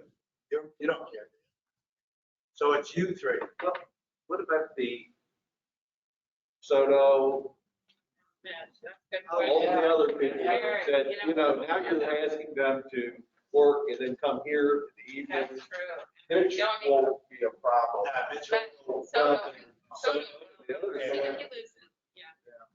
What about you, Dave? We'll do whatever needs to be done. I'm not gonna, if I need to hear anything. I mean, we get 2 people requests. That's why I'd rather get like a better idea. True. I mean, it might take a little while, but there's no rush to do this, right? Find out they don't So talk. why don't you stick something in the water bill, just send out a questionnaire or something, so everybody gets. Hey, you know what? To all owners. How do you get it to the owners? You know what? Let's just put it on next door. Yeah. Not everybody's. Not everyone's on there. Only 50%. And so you can't assume they're getting it. Gee, we used to have the newsletter. I know, I said. So if you can. Well, I maybe think the stuff- real estate office. A lot of people don't read the water. They look, they read I mean, we use that. We could do it. Yeah, do everything, just put evening, day meeting, and then if majority still want the day meeting, because the other people aren't going to show up. If we put it on next door, ask them to ask their neighbors. Yeah, Tell them I mean, it's next coming door in. is the quickest response. It'll give us a good cross section. Not all of them. The homeowners don't. Just so we can get an idea. Yeah. Let's all of us ask around. Yeah. So, Let's not do okay, it. we'll put this on the next agenda Yeah. for consideration. And the board is gonna kind of talk to people and see if you think it would work. Yeah. A question on that count. Yes, sir.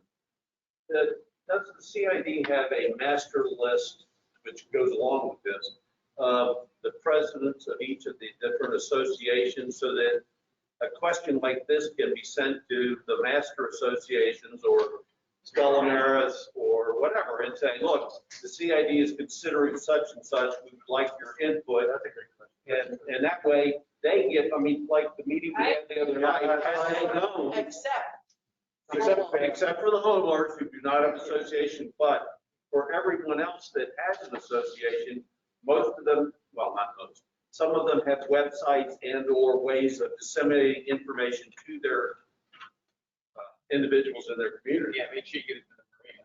Oh, yeah.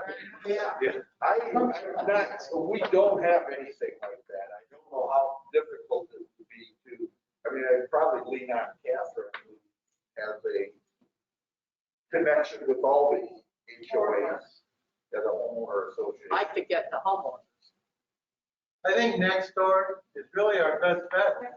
It's the quickest and easiest and people talk. Yeah, but I would still like it because I would like information to go down from us to the individual associations. And not just about this. Yeah, not anything. Yeah. For the meeting we had the other night, if they would have, there would have been maybe more representation from those of us across on the south side. I didn't know. Public has a website, and John always puts CIP meetings Yeah. and this person on there, so. Yeah, but we have a website too. Right. But we have a website and evidently a lot of people aren't going to it. Now, if people don't know this, it's hard. Yeah, but here, they actually send it to you, instead of you having to go to it. Yeah, the difference with that is that they have their email address and it can be Yeah, confidential. we don't. If we have their email address, it's public. Yeah. So They if don't some want that. vendor calls and says, we want your email, then you gotta provide it. Yeah. Back to next. So just, we're going to get a master list of associations. We'll have it for the next meeting. You guys are going to talk among people and it'll be on the next agenda. Yeah, okay. So that we can try to yell, it doesn't cost us anything. Just a question, evening or Yeah. face of free. Sure. Okay, do you have anything? No. Carrie, were you done? I'm sorry. I think I'm. Okay. Any, public with comments? Well, the only other thing is, what you guys were throwing the stuff around about the take over the water treatment plant by the community and stuff like that. Is that ever gonna be discussed? If you want it on the agenda, I'm not. I think it should. I think a lot of people are wondering about it, and I think, listen, I'm not saying we're gonna do it, but I think if we did a town hall and we had the, if the town even wants to do it. I did. I'm not sure that they. But if they did, we ask them questions and get a real answer, and then it's put it to bed one way or another. Yeah, I think we should approach the county first before we go any further. If they don't want it, what do we do? That's right. The only reason they approach the interest, what might be because of the client base, customer base, but more so because it's part of the system that they can tie it into. They will bring every city in. Oh, no doubt. Or some way, somehow, it may be a transfer station. Yeah, they'll do it. Yeah, oh, yeah. They have to. Oh, we tell them not to. Part of the deal. You give up your rights. Never say never. You try to sell Never say never. But that is. Can you, David, talk to somebody at the county and see if they, No, don't go that far. don't go that far? Okay, I'll go that far. How will we find out if they have it? Let me find out. All right. I'll find out. Right, the only thing I can explain this real simple is, you own your house, okay? You own your house outright. You go, okay, but it requires maintenance, all right? So what you're gonna do is you're gonna give your house to somebody that's gonna cover all your maintenance costs. You're gonna pay your regular taxes, everything you've already been paying. But then, like if your air conditioner goes, you don't have to pay for it because it's in the, group. But they come to you and they say, okay, to make the air conditioner last longer, you got to keep it at 78 degrees. Well, no, I don't want to do that. Well, too bad, you're in a maintenance agreement. In order for you to comply, this is it. And by the way, okay, the HEPA filtration, we're going to put that in every house. And that's part of the maintenance agreement. We're going to increase your taxes in order for you to cover the cost of that HEPA. You have no say. Once you give away the house, you're done. But only the county doesn't do any of this. They don't. Okay. Wait, let me talk to you about the fire district. No, it's not different. That's not county either. Well, yes, it is. It's Greater Naples. They are owned by the county. So the county, we're an independent district. Right. So the county wants to have the independent districts under their wing. That's Greater Naples. Right. So we had like a 10-year intercoastal, interlocal agreement, whatever you call it. And our rate went from 4.5 down to 4. The big issue, Cuyahoga County residents were paying 1.5. Still are. They didn't want theirs coming up to subsidize us to go down. So after 10 years, that was the best they could do. Now they've reinvented that 10-year contract. And I think we're going to go down to 3.75 and hopefully in future years continue to go down. And I look at it, it's the same with the water plant. They're not going to lose money on it. But it's not the same. Why isn't it the same? We don't know that. Yeah, we don't know. All I'm saying is, we're pumping out stuff into this crowd that we don't know anything about. Let me put a couple things into perspective. His company has 7 different districts, just like this. I asked the question at the orientation, how many of you have your own water plant? And they all laughed. They said you. The other 6 are all county, in 2 different counties, or 3, not just Collier, all of them. Okay, Orange Tree and Golden Gate got taken over last year from developers. CDD got taken over. No infrastructure, $5 million. We're looking down the barrel of all brand new stuff.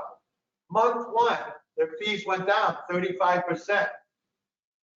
So We said Gold's Gate, not estates. They're all on septic. now this is, well, maybe it's Lehigh Acres. It's a Golden Gate community. That's what it is. The county took that over several years ago, but there was a developers agreement that existed Yeah. that guaranteed that would happen at some time. The entire county would take that Right, over. it's up front. Golden Gate was in a holding pattern. It was originally a private utility that ran Golden Gate. Right, Utilities. that one. Then a company, then there was a group called Florida Government Utility Authority that came in and acquired a whole bunch of them statewide. The idea was they would hold those little utilities until one time the county or municipality could come in and purchase those from them. So those were all planned type acquisitions and so forth. And those were all in areas too where the facility, in this Golden Gate and also in case of Orange Street, they had already had plans to take those over. They were inside their area, service area already. Orange Street, they're actually Orange Street's facility right now is just kind of an interim one. They're actually building another plant out there, the Northeast Regional Plant. So at some point, Orange Street in some way will give them that Northeast Regional Plant. But I think, I'm not saying do it. I'm saying let's explore it. I'm not selling you something from the county, but we hear it all the time. We don't have to do it. Let's have them come, if they want to, let's ask them all the questions. Let's say, what about Everglades City? And get the real answers once and for all. That's all I'm saying. You may be right, or you may not be. But don't think for 1 minute your water bill is $20 a month. The non-ad valorem, $5 million, and he thinks it's going to be more. Jesus isn't going to pay that. We are. So it's, your water bills are not as cheap as you think. The thing to keep in mind too, though, is the county will take a look at what the rates are currently, what they need to have to do the renewal and replacement also that you're looking into doing, plus any kind of new regulatory regs. So don't think your bill's going to go down. It may actually go up if they feel like they need to expedite some of the capital improvement plans, do some things. A lot of times the county will do the suspenders and belt routine where they've got multiple layers of reliability and so forth that perhaps we don't go quite that far with. But by the same token, who's got bigger buying power, the county or us? Who's got more staffing, the county or us?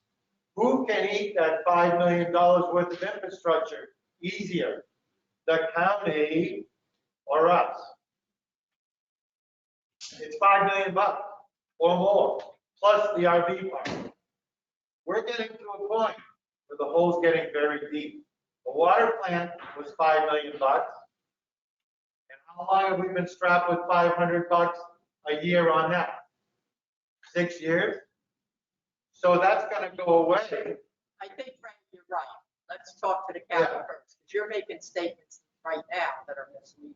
That's not misleading. Something's going to go away? How do you know it's going to go away? No, I'm just saying we're not going to owe the water plant bill anymore. Come May. That's what I mean. I think at Marco Island, I don't know why they even have a water bill when they got all those $1 billion hotels here. They should pay for everything. Doesn't happen. Yeah, right. Marco Island is exactly like here. They have their own water. But they chose to be. When Right.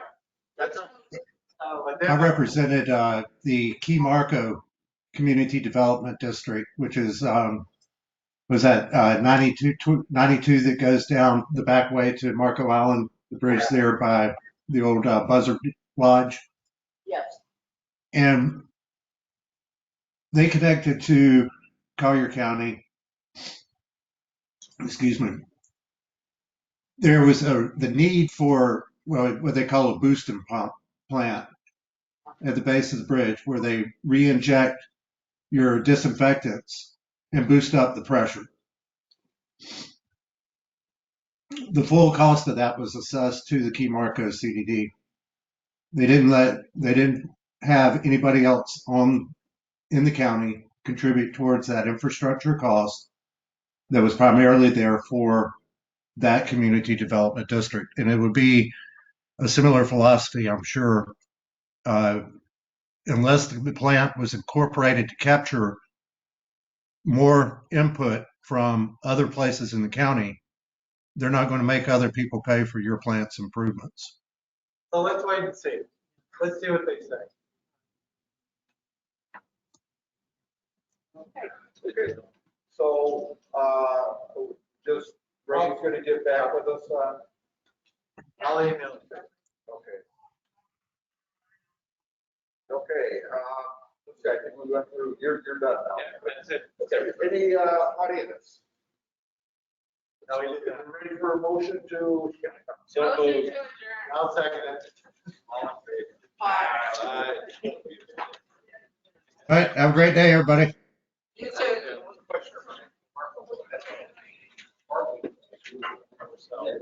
Before you leave though, I got to say, that is our. Gotta pay the bills, right? So, yeah, You're learning. You don't have to learn.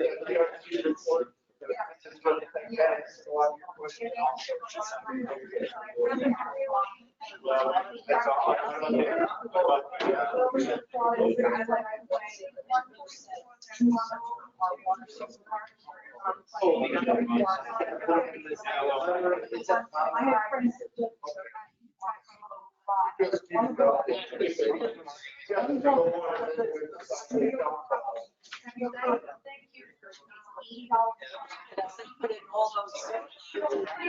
First, we have two people, $200 a month for water. I'm paying $17 a month for water. Yes, we're home. But the argument.